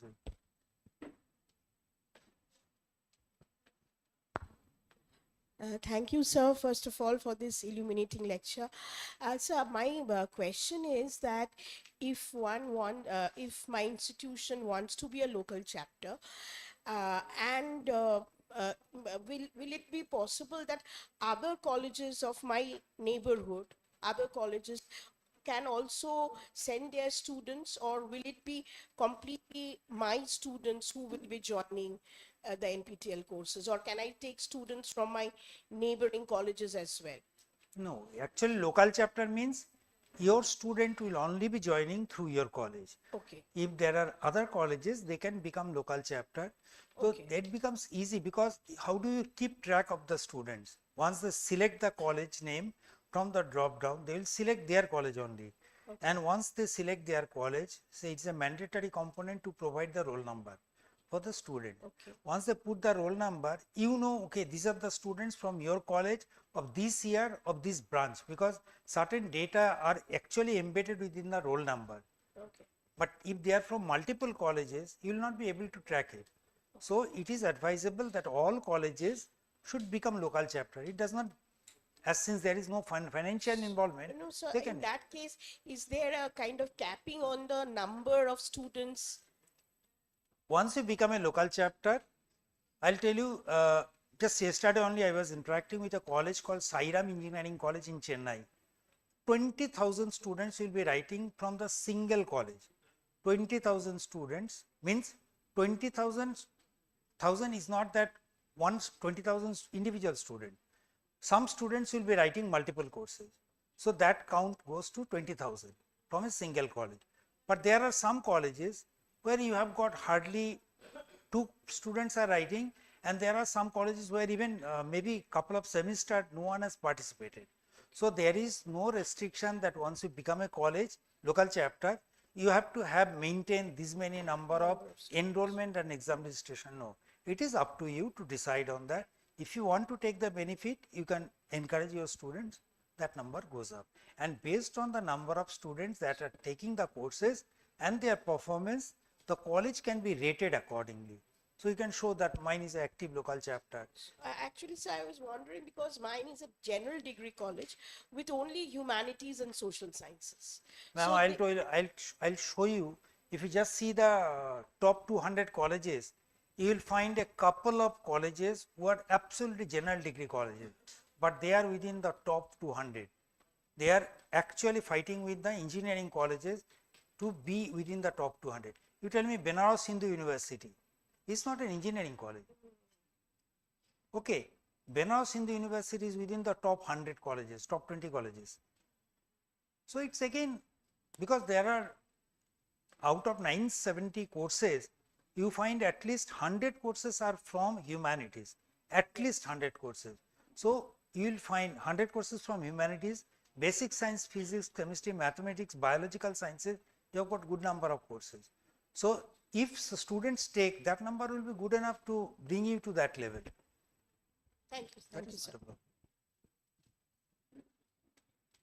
Sir, my question is, how can we get video content for preserve in our library?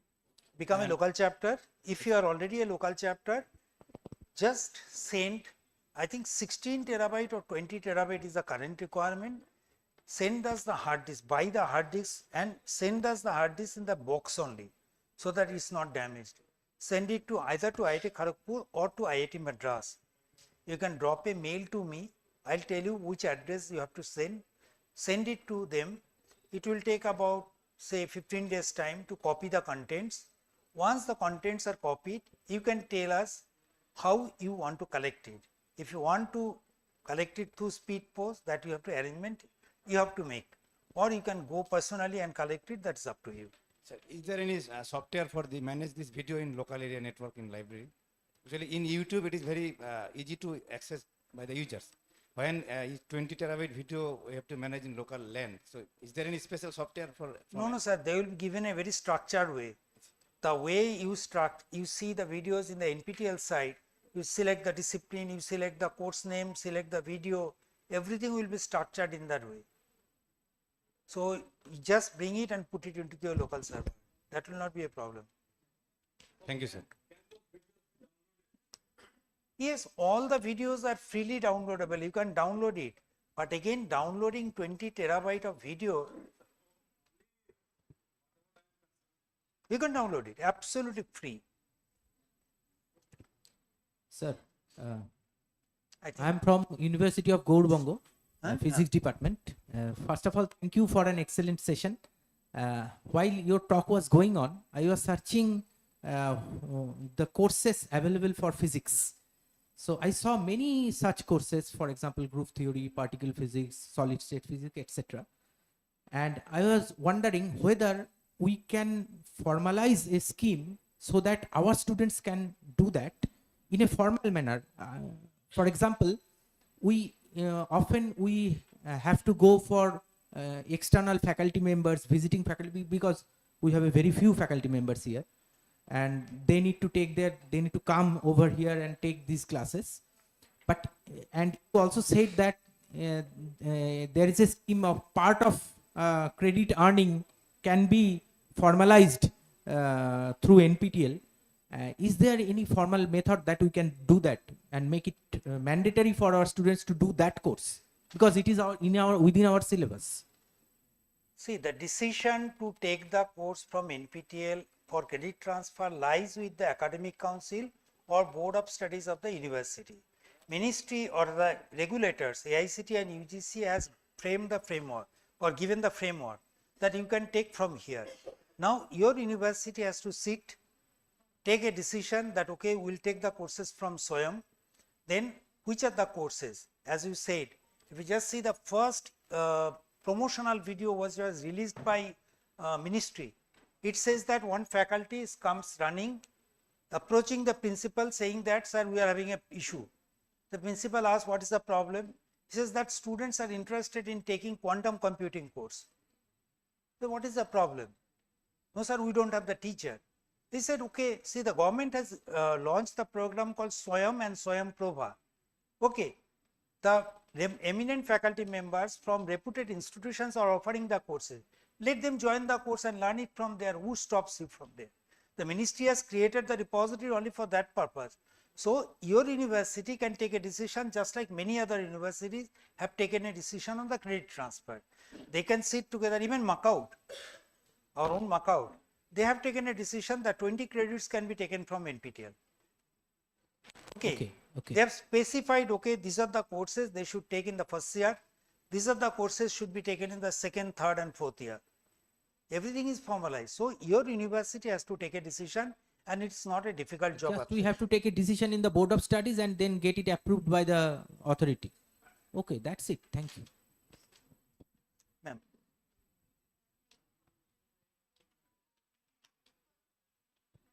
Okay, I can hear you.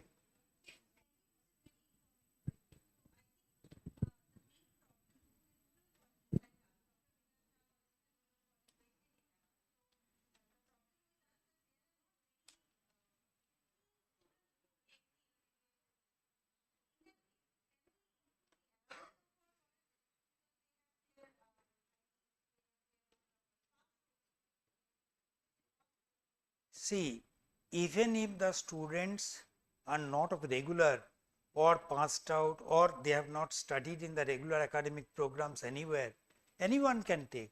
So if you want to bring them in the initial stage just to guide your student, fine. We don't have any problem. Only thing, while enrolling into the course, they have to identify yourself, your college as their local chapter college.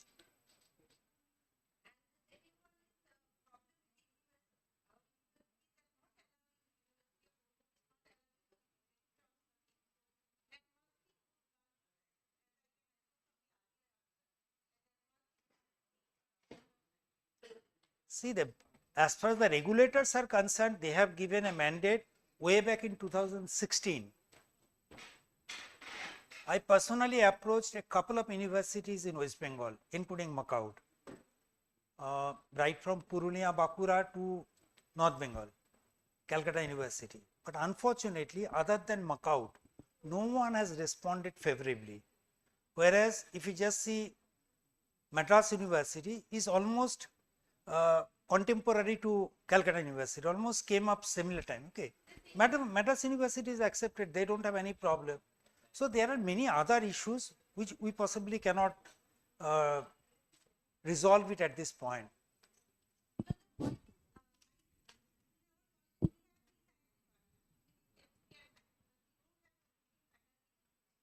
Only thing we can, what you can do, see, after the graduation, the students have to face the outside world. So if you do not have your teachers, you can motivate the students, okay, do this course. Take it in a slow paced manner. You know these courses are available in the NPTEL. If the transcripts are available, make those transcripts available to them. Download the videos and make it available to them. More or less everyone has got a smartphone. Let them see it there. So at least in place of 0, they will have 20%, 30%, 40% knowledge. That's good enough. That you can try. Sir, can I choose Ganikhan Institute as my exam center as of now? Sir, Ganikhan Chaudhary College, we have been working with SPOC. I have already moved the first step, and actually this workshop was taken up in that direction only, so that we have more number of people joining. TCS, our exam partner, has already been alerted, and what I heard from sir is that TCS has already contacted, even I think just 24 hours back, there was a communication from TCS. Hopefully, we expect from July semester, we should be able to run the show. In this semester, no. January semester, no. Okay, sir. My second question, your courses on law, are these allowed or granted by the Bar Association? These courses, law courses, are offered by institutes like top law institute is your Bangalore. Okay, National Law University and Law School of India, University Bangalore. You find Professor Sairam Bhatt and all, they are from law Bangalore. There are a couple of courses from Nalsar, Chennai. There are a couple of courses from IIT Kharagpur, Rajiv Gandhi School of Intellectual Property Law. So all these 3 institutions are reputed in their, if you just see nationally, they are offering the course. Bar Council has got nothing to do here, because these courses are Senate approved courses of their institute. And we are not giving any certificate. If the Bar Association doesn't allow, then you cannot go into and practice. We are offering, no, sir, for practicing you need a law degree. We are not offering any degree. We are offering individual course certificate. Okay. For practicing you need definitely a degree comprising a couple of courses. That we are not doing. We are doing only segmented lectures on particular topic where you got experience certificate, that okay, I know that subject. Even Pharmacy Council, we have got issues with the Pharmacy Council, but we are offering the courses from IIT BHU. We are continuously in touch with the NIPERS, National Institute of Pharmaceutical Education and Research. They don't have any problem. The last question we are taking up. Yes. Yes, sir. Suppose I have registered for 2 courses and I found that the exam date are same. So is there any option to choose a different time slot? Suppose first exam I want to give from 9 AM and the second from 2 PM, or that will be coincide. I answered during the delivery itself. We identify you with your email ID. If you are using same email ID for enrollment and exam registration, then we know you are the same person. If the 2 exams are having a same exam date, by default the system will allocate one exam in the forenoon, another exam in the afternoon. But if you are using two different email IDs, then we cannot guarantee you, because we will be considering you two different persons. Even it could happen that one exam is given in this center, another exam is provided in a different center. That is also a possibility. Okay. Thank you. All right, sir. Thank you. Thank you for sir for this 3-hour session. I'd like to request Mr. Haradhan Sarkar, MOOCs committee member, to deliver the formal vote of thanks.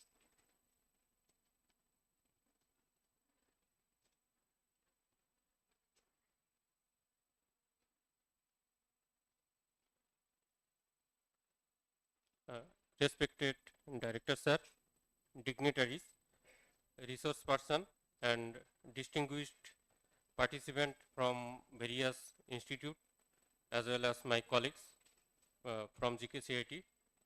Very good afternoon to all of you, sir and madam.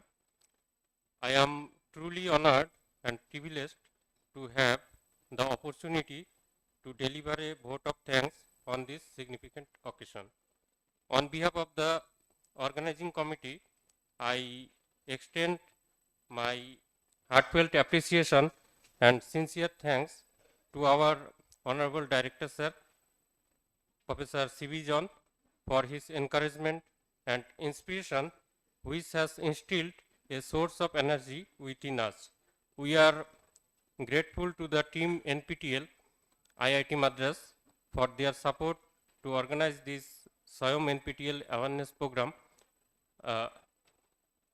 This organizing committee is immensely grateful to the resource person, Mr. S.S. Das from NPTEL IIT Madras. Thank you, sir. I would like to express my gratitude to the registrar, deputy registrar and officers for their support in organizing this event. Additionally, I wish to thank our deans, heads of the departments for their various form of help we received in relation to this workshop. I also extend my thanks to the estate section and IT section for their help. Thank you, sir. I would like to acknowledge our MOOCs committee coordinator and who is also SPOC of NPTEL, Dr. Sandip Chanda sir, for his guidance and continuous effort. Thank you, sir. I also express my heartfelt thanks to the members of the organizing committee, Dr. Rajkumar Naik sir, Dr. Vivek Kumar, Dr. Sandita Das, Ms. Onisha Pal, Mr. Tambak Kumar Ojha, and Ms. Smita Anand, and words cannot adequately express my gratitude for their ongoing guidance and support in shaping this event. I also thank the student volunteers for their support also. I sincerely thank all my faculty colleagues, distinguished participants, whose participation make this event a successful one. Once again, I thank all of you. Thank you, sir and madam. Thank you.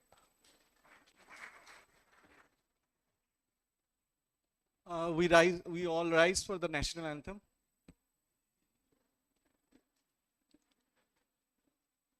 जनगण मन अधिनायक जय हे भारत भाग्य विधाता पंजाब सिंध गुजरात मराठा द्राविड उत्कल बंगा इंद्र हिमाचल यमुना गंगा उच्चल जलधि तरंगा तव शुभ नामे जागे तव शुभ आशीष मागे गाहे तव जय गाथा जन गण मंगल दायक जय हे भारत भाग्य विधाता जय हे जय हे जय हे जय जय जय जय हे